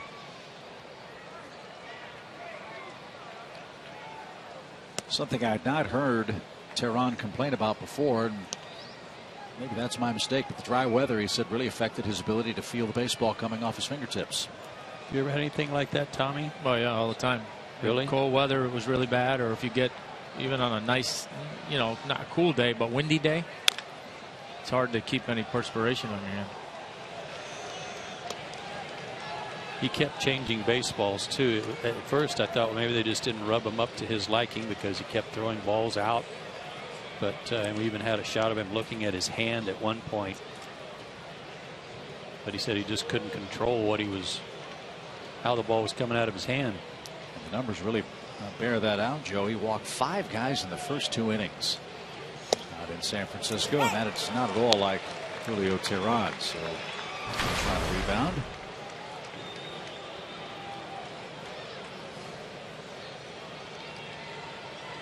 Maldonado 0 for 3 tonight. Couple of strikeouts, couple of errors behind the plate. Brewers will suffer their first loss in a game that he started behind the dish.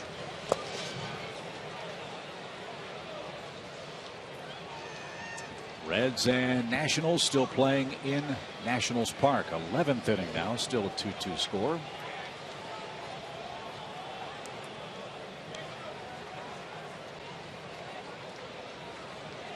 Strasburg and Leake were the starters. They're both long gone from that one. 2-2 pitch.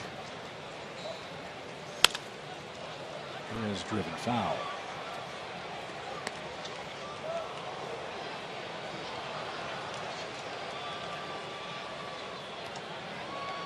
There's a silver lining for Milwaukee tonight. Their string of 4 straight games with 10 strikeouts offensively is going to end. Braves have struck out 6 tonight.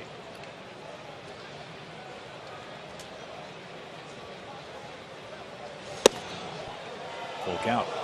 Just looking at Gallardo's numbers. 8 career starts against Atlanta. He's 5-1 with a 179. 1-1 here at Turner Field.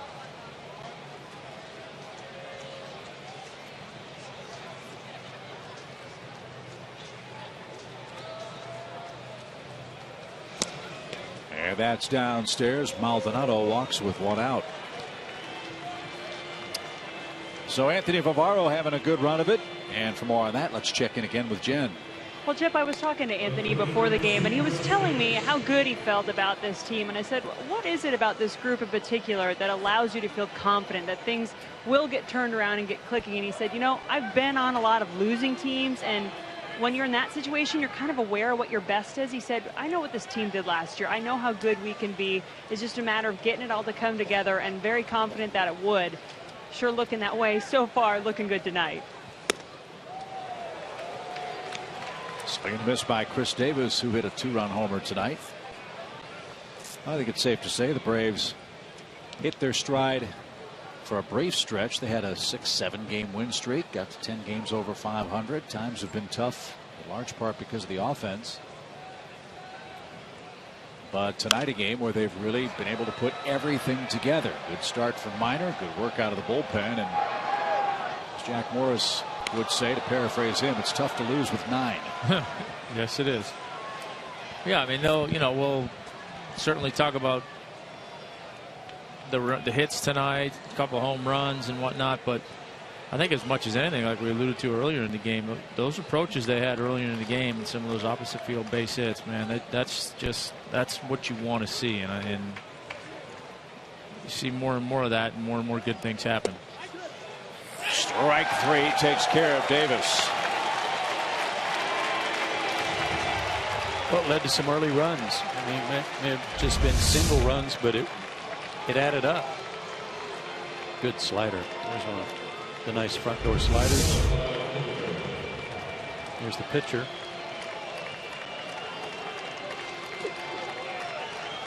Lyle Overbay, the last hope for Milwaukee in the 9th.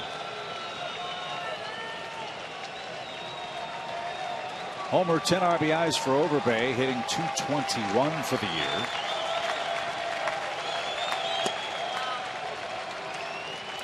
While Lyle offensively hasn't been a major blessing, he's done good work with the glove, and that's something they were really missing last year. Remember, Corey Hart was not able to play at all for the Brewers. He shuffled all kinds of guys through that first base position, including Juan Francisco, and it didn't work. Lyle Overbay can pick it. He's really a nice guy. Enjoyed knowing him in his brief time with the Braves. And now he's got an ERA in the big leagues of 0. He's in the book forever. Yeah, he'll never forget it. Trust me. He'll remember the pitch sequence too, though. Yes, he will. Well, I wonder if Ryan will send him a bat too, like he did to Spike Owen. 1 ball, 2 strikes. 20,000 plus in Atlanta, ready for this one to be put in the win column.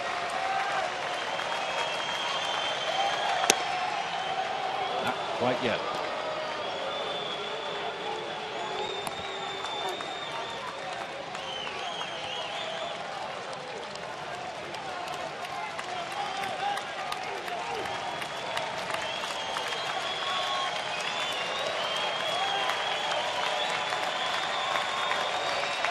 There's your ball game. Bavaro finishes off the Brewers, and the Braves blast him with 15 hits, 3 homers, and win game 1 of the series in convincing fashion. Milwaukee suffers its 3rd consecutive loss. The Braves have won 2 in a row, and a good start to this long Atlanta homestand. Back to recap it for you from Turner Field after this.